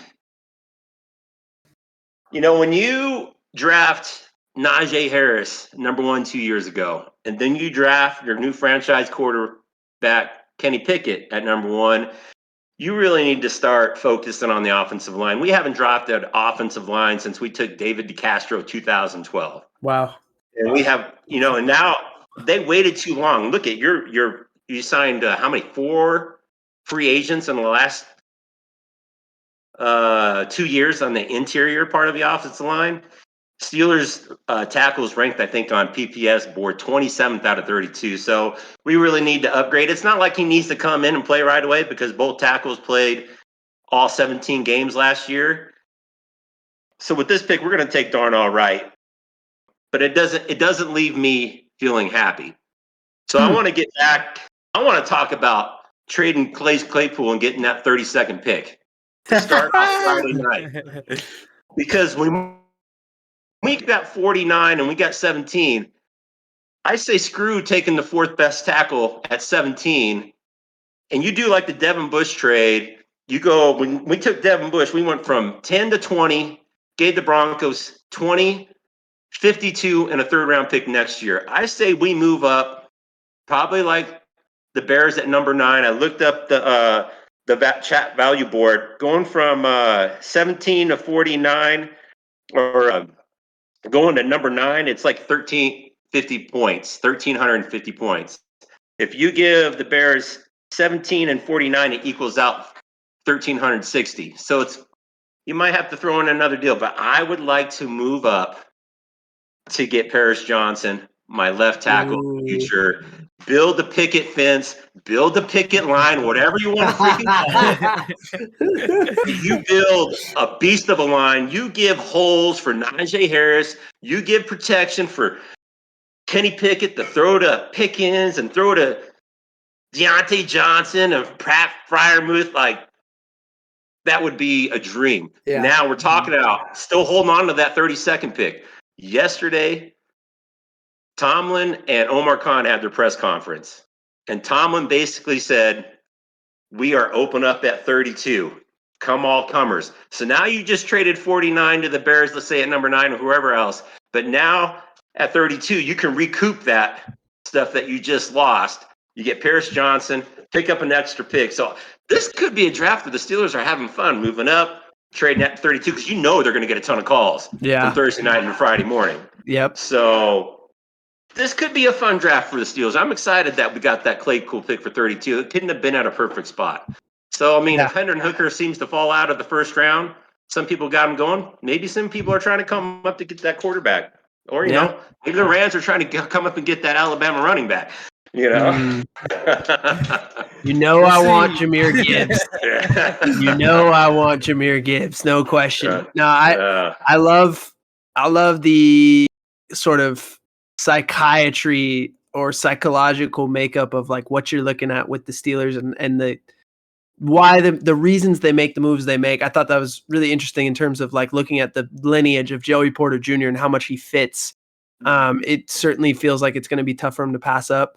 At the same time, I'm with you in terms of, I think Darnell Wright, he's risen up boards simply because people were so focused on some of these other bigger names at tackle. And I think partly because he's truly a right tackle by trade. But when you watch his film, he's legit, man. He's good. And I think this tackle class is so good that calling him the 4th best tackle is not a slight. I think there are 4 tackles that legitimately, we have 4 guys going in this top 17, right? These are 4, what we think are 4 dudes. So, I like a lot of the stuff that you said. I think I'm with you in terms of if they're staying pat, this is what they do. You guys hear me? Yeah. Yeah. You guys froze up on me. Oh, no, the Wi-Fi.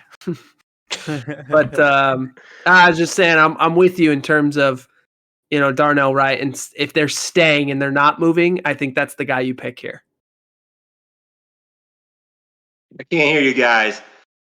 I'll just say thanks a lot for having me on.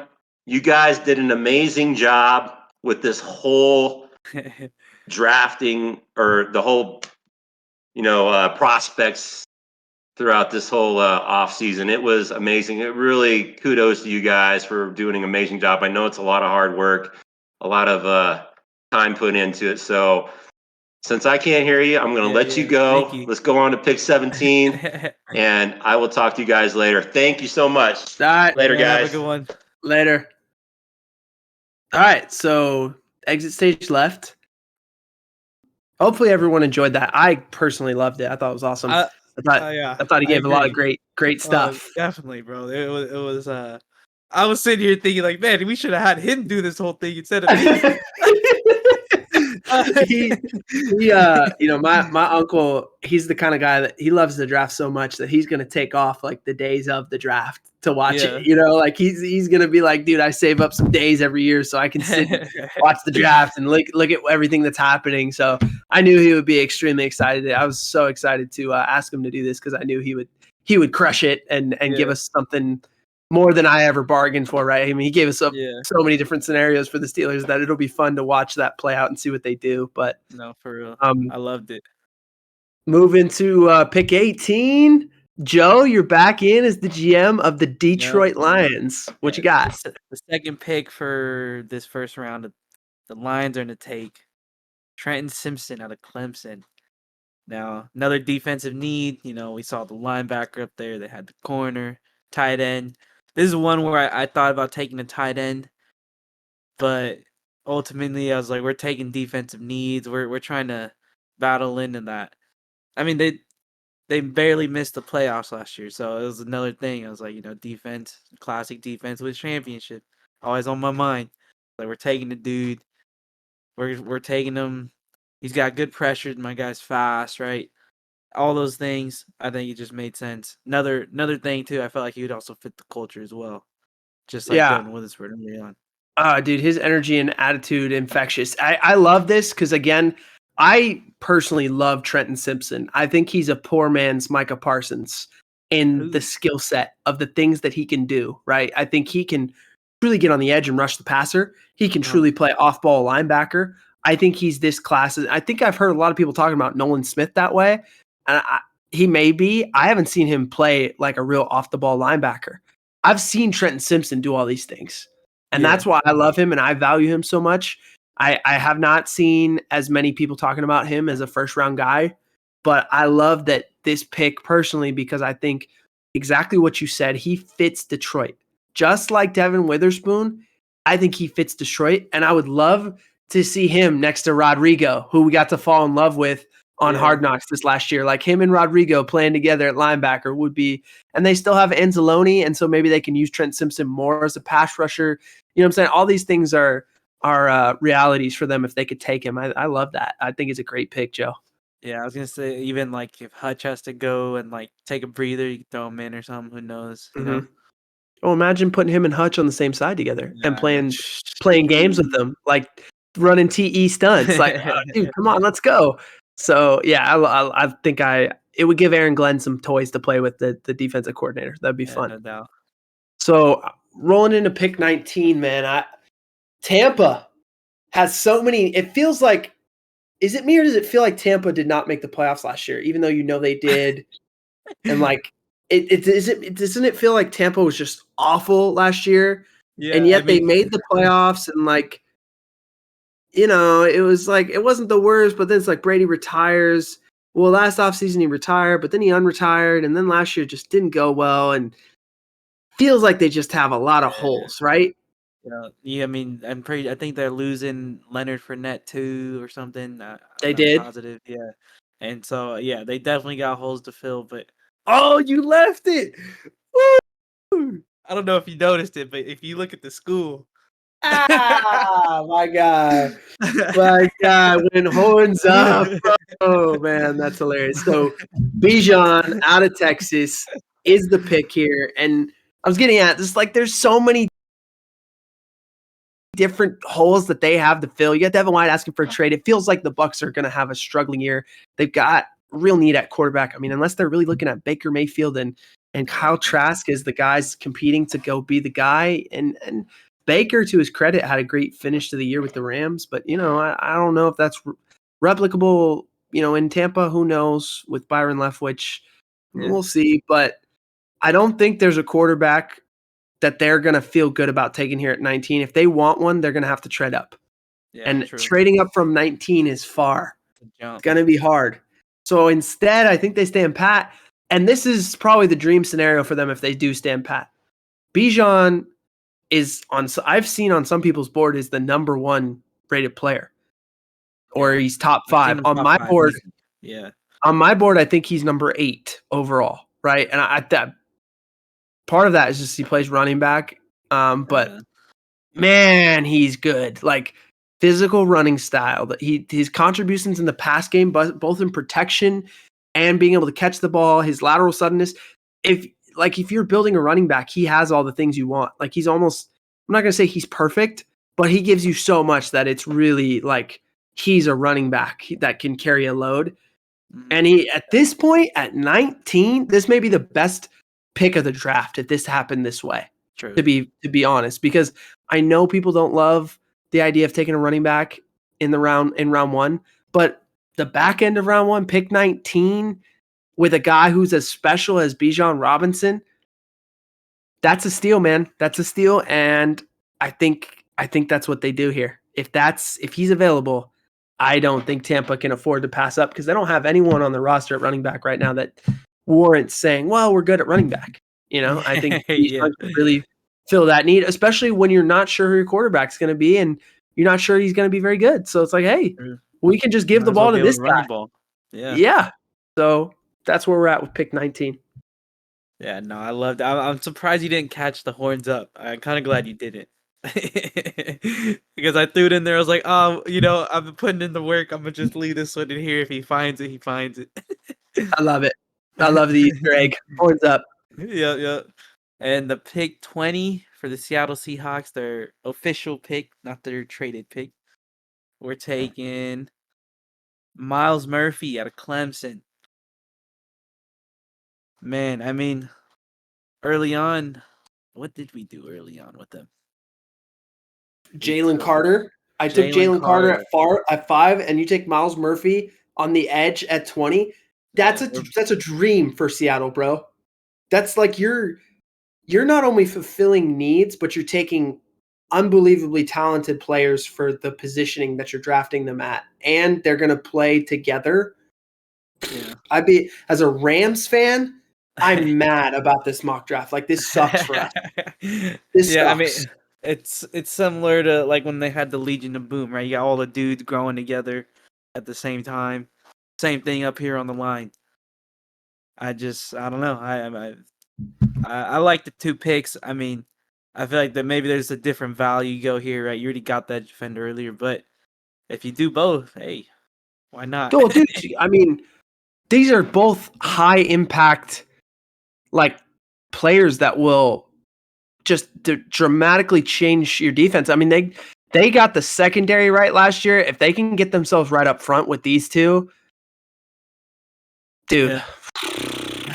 I would not want to play this defense. I'm telling you, if Jalen Carter has his head on straight and he's all good and he fits there and they get the most out of him, and then you draft a guy like Miles Murphy, because Miles Murphy is arguably a guy who could have, if people were talking about him in the top 10 a month ago, or somewhere around 11, 12, 13, right? Now you're getting him at 20. Feels like that's a real value. So I love that. Yeah, you did a good job with that one. I really like that pick. I got nervous. I went back. I was like, wait, didn't I? I was like, No, he's a dude, bro. He's a dude.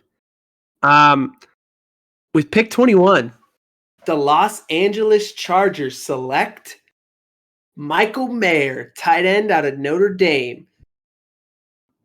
All right, a lot of links. This is one of those ones that's really popular, and I believe it. I believe the hype in terms of looking at this pick.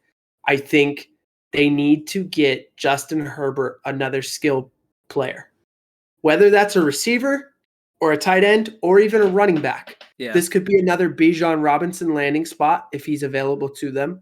This could be a Zay Flowers or Jordan Addison, or Quentin Johnston landing spot. Feels like Mike Williams has filled the role of big-bodied receiver, right, who can kind of go up and get it.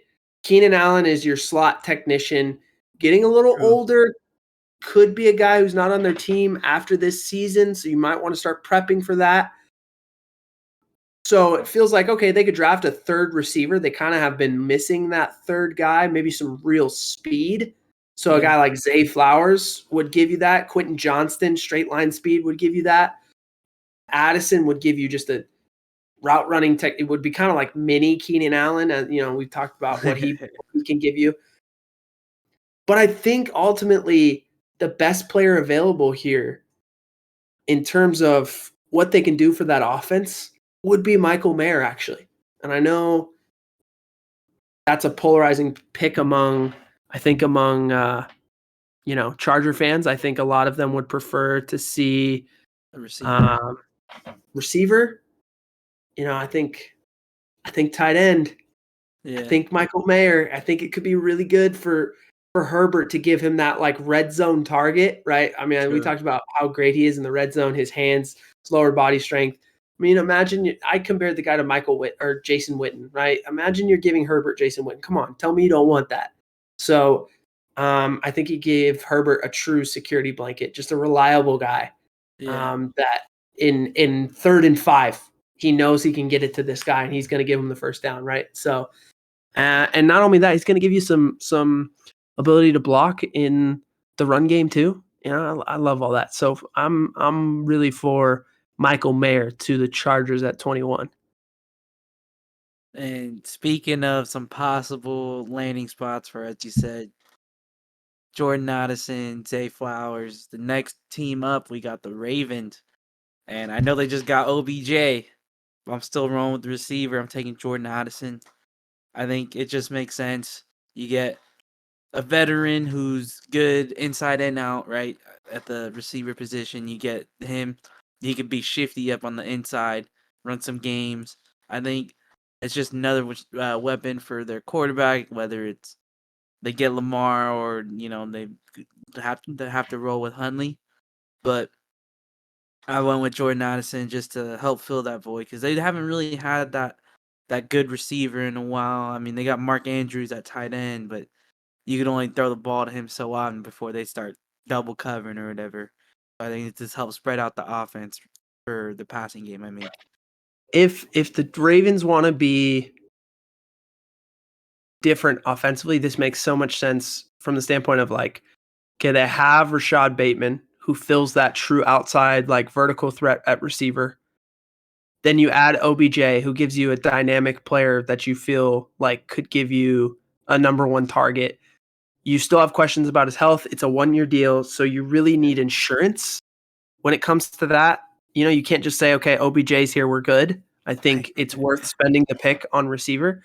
And I think I compare Jordan Addison to Cooper Kupp in like his versatility and all the things he can give you, his route running, like his intelligence, like all that stuff. So, and we've seen what OBJ looked like with Cooper Kupp. That's probably the greatest he looked in his career in that Super Bowl and all the things that they were able to do. So now put those guys together. And if OBJ is healthy, those two with Rashad Bateman and Mark Andrews, we're cooking with gas now for Lamar. We're cooking with gas, right? Lamar's got to be excited about that. Now Lamar's ready to come play. And even if OBJ is not himself, okay, now we have insurance. Addison is a guy. So I like the pick a lot from that standpoint. I would think it definitely would go a long way in terms of getting Lamar back in the building. Obviously, the money's ultimately what's going to do that, but this certainly couldn't hurt. At pick 23, we've got the Minnesota Vikings, who are in an intriguing spot. Quarterback is not a need for them, and yet I have them taking Hendon Hooker, quarterback out of Tennessee. Why, might you ask? The Vikings have Kirk Cousins. Why? They have so many needs. They went 13-4 and yet lost in the wild card. Why are they taking a quarterback? I'll tell you why. Number one, Cousins is in the last year of his contract. Number two, there have been rumors about the Vikings wanting to move up to take a quarterback. Number three, this is the perfect situation for Hendon Hooker. I don't know if I could look across the league in terms of teams that could reasonably draft him and come up with a better situation than this one. Because I told you about Hooker's limitations in terms of the offense he ran at Tennessee. He's going to need so much time in order to get caught up to speed in reading defenses and going through route progressions and understanding how and where to get the ball and when, right? And all of that, the intricacies of that, going through progressions. But all of his traits, like all of the things he has available to him, make him a special quarterback. It's just going to be about, can he adapt that to the NFL game? Now, you look at this and you say, okay, he's going to go sit behind Cousins for a year while Cousins finishes out the last year of his contract. That's one check. Sit behind a veteran quarterback, right? Yeah. He's going to have a receiver that's one of the greatest in the game, Justin Jefferson. Yeah. 2 check. He's going to have an offensive line that's pretty good and can protect him. 3 check. He's going to have a running back who he can just hand the ball off to or even throw the ball to, and the guy can go make plays. Dalvin Cook. Another check. Right? And then the last and probably the most important, Kevin O'Connell can develop quarterbacks. I have faith that that guy can get that done and create an environment that will allow Hendon Hooker to be successful. And so when I look at all of that, my thought process here is this makes a lot of sense for the Vikings. They were a very good team last year. They don't have a whole lot of holes other than I think receivers a real need for them with Thielen kind of going out the building and them needing kind of that number 2 to Justin Jefferson. And it does feel like there's a really good possibility they could take a receiver here. You know, you could see a Zay Flowers come off the board, or Addison if he was still there, Quentin Johnston maybe. But ultimately, I think it's more important for them to lock down their quarterback of the future and feel good about just letting Cousins finish out the last year of his contract and then go wherever he would like. So Hendon Hooker's the pick. Yeah, I just want to mention real quick, you're missing a 5th check, and it's the one right there on your sweater. Unbelievable. That was a dad joke. Yeah. I liked it though. I kind of respect the game. Game recognized game. Yeah. Sorry, I was sitting here just stuck because you were like, every time you're drawing the check, right? So in my head, I was like, there's one right there on your shirt. So I had to let it out. Love it. But for this next check, we're going to see who the Jaguars decide to take at 24. And I went with Dalton Kincaid out of Utah. For me, I thought the defense is already set up, right? You like them a lot. I can't really talk about that, but I know you really do like them. Love that. The other one that crossed my mind was a running back, but the dude they have out of Clemson, he's also already good. And so I went with the tight end here. They have Evan Ingram. They just signed him another contract a little bit. But I think what you could do with 2 tight ends is really good for our guy, Trevor Lawrence over there. You could, and then, when you got your guy, Evan Ingram, taking a break, you throw him in. They're both pretty versatile where they could play on the line or outside. Dougie P would use them well together. Yeah. So, yeah, that's where I went with this one. Yeah, I think Evan Ingram's on the tag right now, and so they're still trying to work out his deal. But, man, him and Kincaid together would be pretty electric. I mean, because Evan Ingram, let's face it, basically a guy who plays receiver, even though he's a tight end in name. He just doesn't really do a lot of blocking. And the funny part is Dalton Kincaid is kind of the same guy. And so maybe this allows them to say, hey, Evan, you're going to play on the tag this year, and we'll have you both. And then hey, if it works out, great, and we'll try and sign you long-term after that. Or, hey, maybe it does, and we're feeling good about Kincaid, and we could kind of let Evan Ingram walk. I mean, it does feel like the Jags were a year ahead, right, Yeah. in what they were able to get done last year. And Doug Peterson, man, give him a lot of credit for what he was able to do in terms of allowing Trevor Lawrence to be successful. And I think this would be another step in that direction and getting the most out of your young quarterback. Giving him a tight end like Dalton Kincaid, who's just an elite athlete and can do so many things. Yeah, I love that. At pick 25, the New York Giants are on the clock. So the Giants, interesting in that they also felt like they kind of were a year ahead with their first-year head coach. Brian Daboll was able to turn things around, similar to what we saw with Doug Peterson in Jacksonville. Got a lot more out of Daniel Jones. Now, they just went and paid Daniel Jones a lot of money. Yeah. Their star running back isn't exactly happy about it. He's holding out to get paid too. And they got him on the tag right now. They're really hoping to get that done. But whether they get it done or not, feels like they're not going to be able to lean on Saquon as much going forward. True. And so therefore, Daniel Jones, you got to make that contract pay off. Well, what's the first way you got to do that? Give my man some weapons. You know, I mean, they were thin at receiver last year. So we got to really, if we want this guy to be successful in this contract to pay off, we got to give him a weapon. And I think they need a guy to kind of fill the void that they thought they were filling when they signed Kenny Golladay. And that guy, unfortunately, he just really didn't work out. And I think Quentin Johnston's size gives them that playmaking that they're looking for to fill that void on the outside. I think they have a couple guys in the slot that they like that are good players, but they're missing a true outside, like number one guy.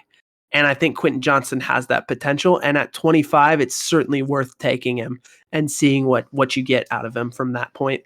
So, I compared him to, ceiling Julio Jones, his ceiling being like a Julio Jones. And I think that obviously would be the best case scenario for the Giants if they're taking him here at 25. But even if you're getting a fraction of that, that helps them tremendously and certainly helps Daniel Jones make that contract look good. Yeah, no, for real. I mean, that's you mentioned Saquon. That's gonna be tough. You might as well build what you can while you still got him. So it makes sense for sure. Yeah.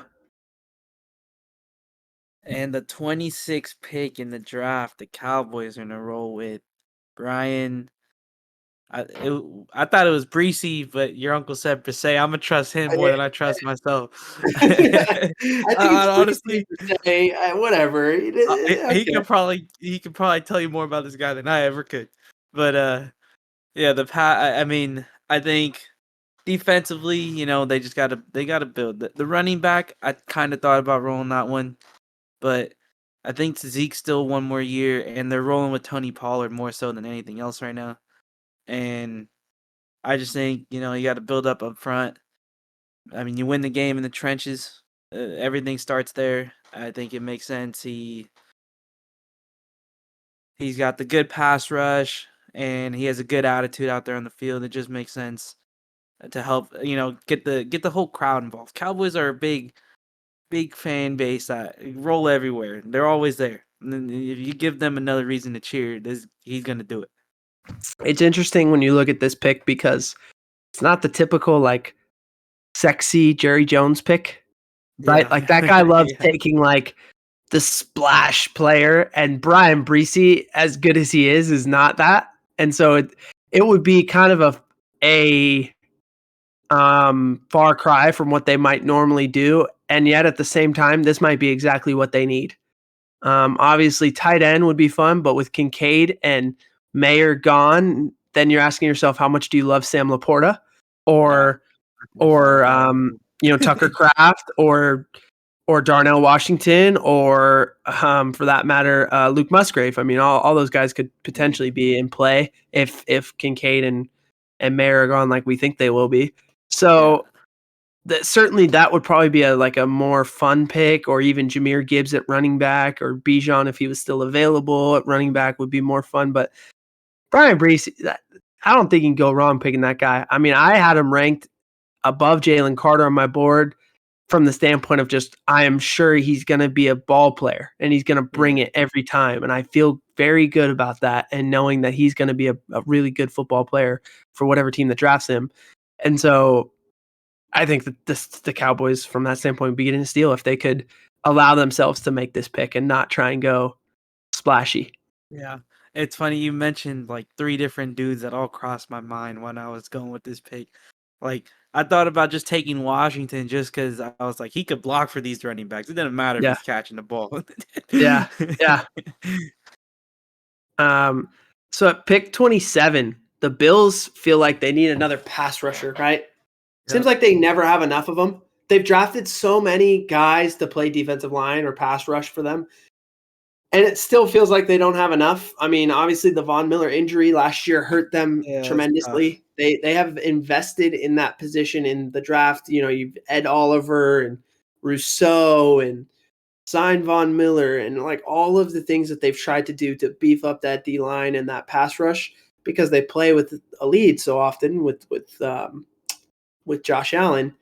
And yet feels like this could be another spot where they go that direction. Linebacker, this could be where we really see a teammate of Lucas Van Ness, Jack Campbell. I think I really heavily considered him here to replace what they're losing in free agency at linebacker. Yeah.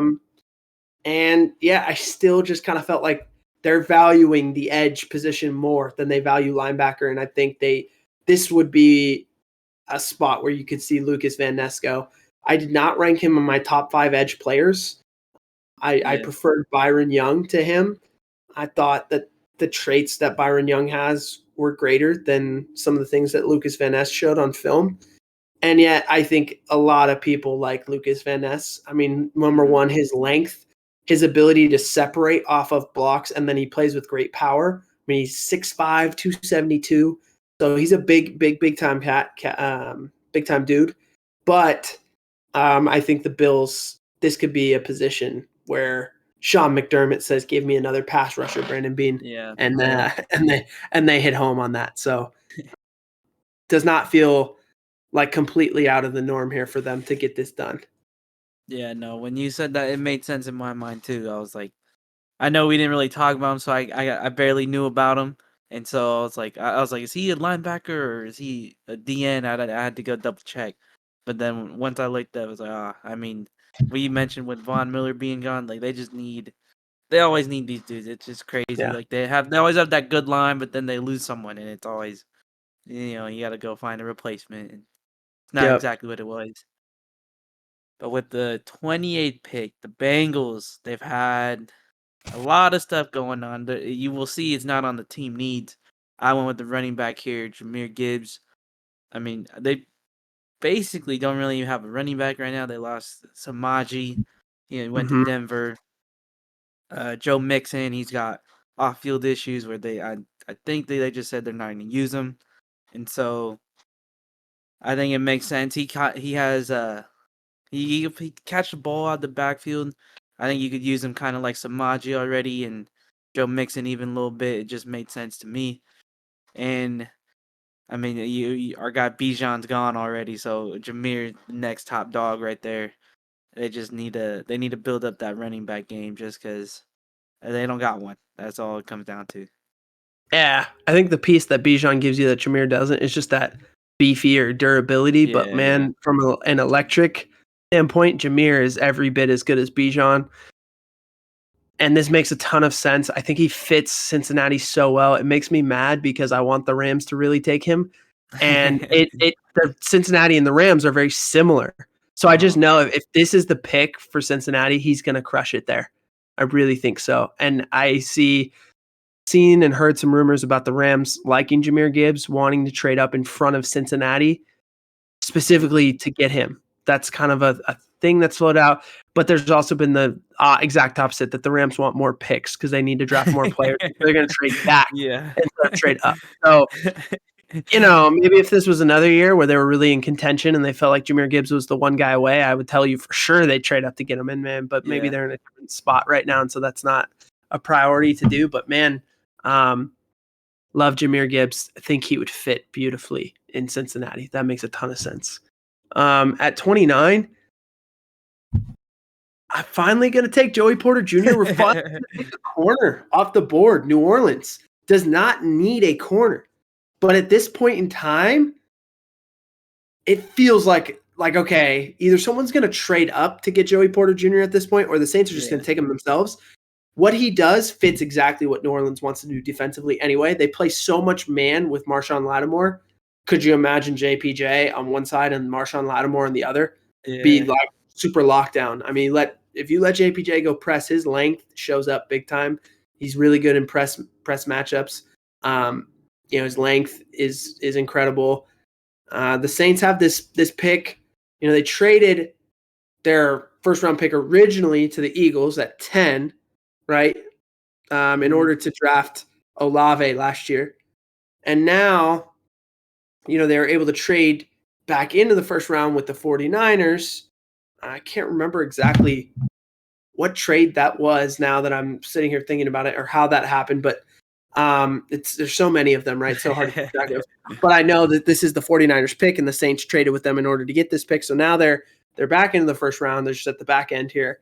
And this feels like, again, it doesn't hit a need that they have necessarily, but he's so good that you wouldn't pass on him. And I think the interesting thing about this draft, we've said this before, I have a feeling corners are going to fall just because everyone's so in love with the class as a whole that it feels like you can get one at any time. So you don't need to take one if there are other players that you like, that there aren't similar players at that position later like there are at corner. And so that you could see them fall a little bit. And that's not actually the corner's fault. It's actually a weird, hey, they're so good that they fall. So, or there's so much depth at the position anyway that they fall. So I think this could be the landing spot though for Joey Porter Jr. Yeah, it's funny when your uncle popped in, he was making some low key guesses, knowing what he didn't know where we were going with these ones, but no, the fact that he was kind of laying pieces, I was like, whoa.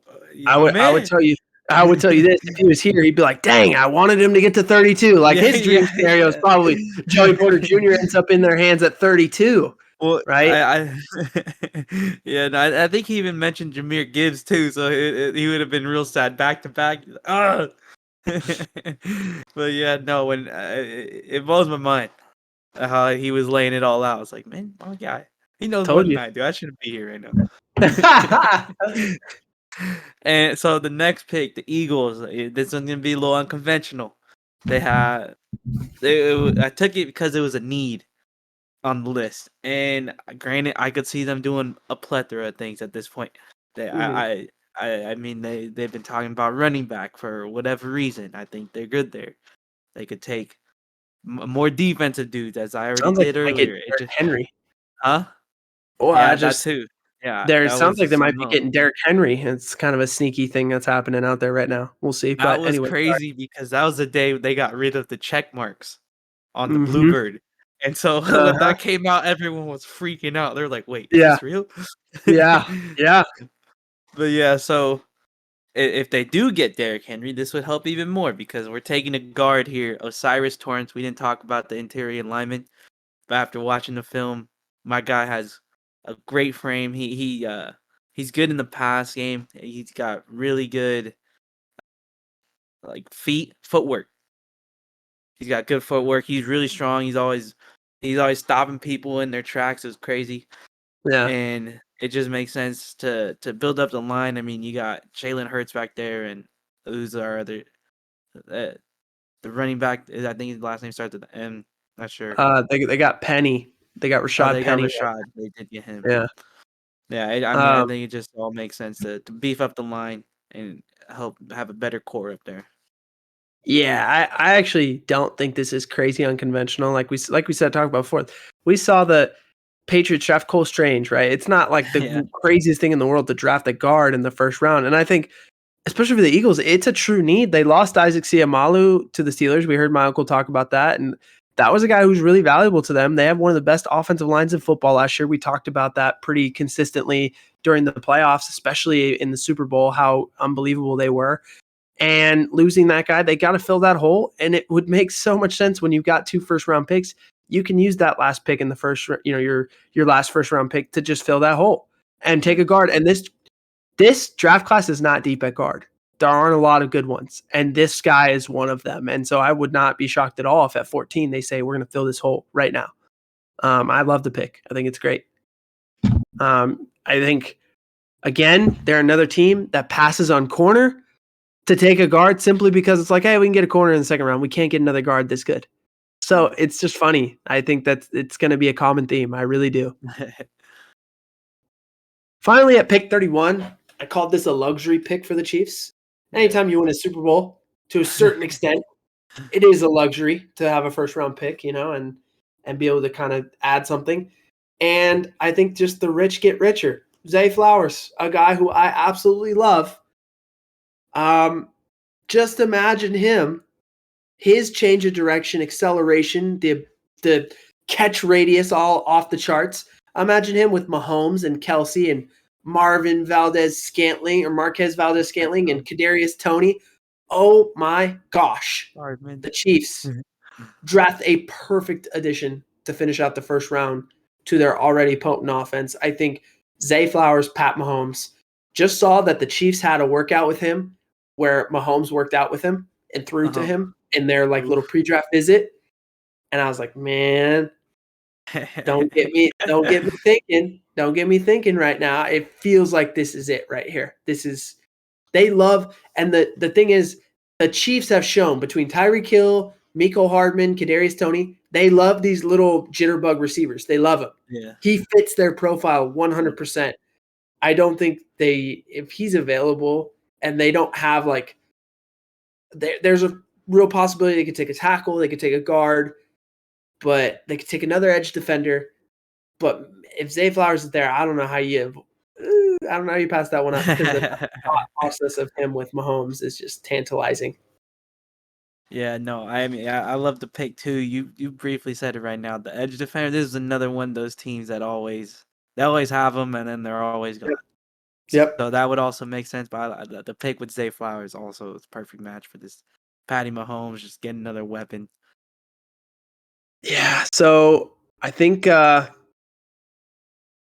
it for us. In terms of the mock, I think at this point the hay is in the barn. All we can do is watch the draft Thursday. Just tune in. Yeah, for real. Enjoy it. You've now heard us talk about these guys for weeks. Now it's the best part, which is all these kids get their dreams to come true. Yeah. They have all the things that they've worked so hard for. We can sit here and talk about what do they do right and what are they not good at and how do they fit and what team needs what, and XYZ ad nauseum. But at the end of the day, the best part of the draft in my mind is all these dudes realize their dreams that they've had since they were 5 years old. And it's it's such a cool feeling to see those guys get that recognition, because most people in the things that they do day to day don't get the chance to get this kind of recognition for their hard work at this kind of stage. And it's cool that these guys get that. I think it's awesome. And I'm extremely excited to see where everyone goes. Having done all this, I think, Joe, you mentioned it, when you put in all the work that we've put in, it makes it that much more fun to see what actually happens and to see what people thought in comparison to what you thought. How good are your eyes? How good was your ability to psychoanalyze both the players and the teams and who fits where and who values what? I'm just extremely excited. I've never been more excited to watch a draft than I am this year. Yeah, no, I almost wanted to send you a text yo, what would you have done if we swapped? If I went in on the odds and you went on the evens? But then I was that's a lot of work right there that we gotta go through again. I was I'm all right. But I would wanted to know would you have done anything different or whatever, So that's my curiosity was there, but the work was I think that's the fun in it. Yeah, the fun in it is when you're doing a mock on your own, which I've done them, you can kind of slot players in your mind to certain teams and sort of formulate your picks as you go. Okay, I know this guy's going to go here and I like this here. And so you can almost kind of rig it in a sense. Yeah. But when you're picking with some other person, you're alternating picks, the other person thinks differently than you do. And now max that out to 32. That's how the draft actually is. So now it's just unpredictable all over the place, right? And so that's what makes it fun. So I actually enjoyed the experience of we alternated picks and I didn't know what you were going to do. You didn't know what what I'm saying? Yeah. oh man, the guy I wanted, you took him for that team, and now I'm having to figure out what would I do if I was this team. It actually simulates a little bit, not even nearly the same, but a little bit of that feeling of like panic of like, no, the guy I wanted is gone. What do I do now? What do I do now? And you're not even on a real clock. There's no pressure, and yet somehow you feel like that small part of it that you're like, man, what would I do? This sucks. So I think that's fun. That part of it was definitely fun. I enjoyed it a lot. Well, I mean, the only thing I could equate it to was like fantasy draft, right? Like, but that's different. You already know most dudes or what they're gonna do. Like, you want Patty Mahomes, you know what you're gonna get. You know, here it's like you're taking that risk. So that the I don't know. It was a good time though for sure. Well, on that note, we'll leave everyone with a banger of the week from me. My turn. You remembered. I did, and I have a great one. I know I was talking about like, I'm looking at music, XYZ. Yeah. This week I'm going back to what I know really well. HBO TV. Max? TV. This is not an HBO Max show, though. People will be shocked to learn. Not an HBO Max show. This one I'm giving you is called Dave. It's on FX. Oh, yeah. It's if any of you are familiar with Lil Dicky, he's extremely funny. In some ways, he parodies the rap game, and in other ways, he's exactly what it is. It's kind of funny. I think he's like his songs are stupid and funny, and actually still manage to say something substantive at the same time. I think he's like super honest about who he is, which I appreciate. I think that's fun. And he made a TV show basically about his rise in the rap game. And again, it's slightly a parody. I don't think it's all 100% true. Like some of it is like made to make fun of himself and even probably what he thought about himself and things like that. But in general, some of the craziest, funniest TV you will watch. It's in season 3 right now. Brand new season. It's every Thursday, I think, is when it comes out on it's on Hulu. You have that. So, but it's an FX show. And FX is sneaky, like not quite HBO for me, but sneaky does a lot of good stuff. And this is one of the things that I actually really like that FX does. If you ever watch the show Atlanta, I don't think it's quite as ambitious as Atlanta was with Childish Gambino, Donald Glover, but kind of like similar vein where it's like kind of funny and crazy. And you're like, wait, what? And it's following the rise of his music career. Little similar, a little different, but both FX shows. So that's why I think they're kind of similar tone, similar vein. So that's what I got for you. Banger of the week. Yeah.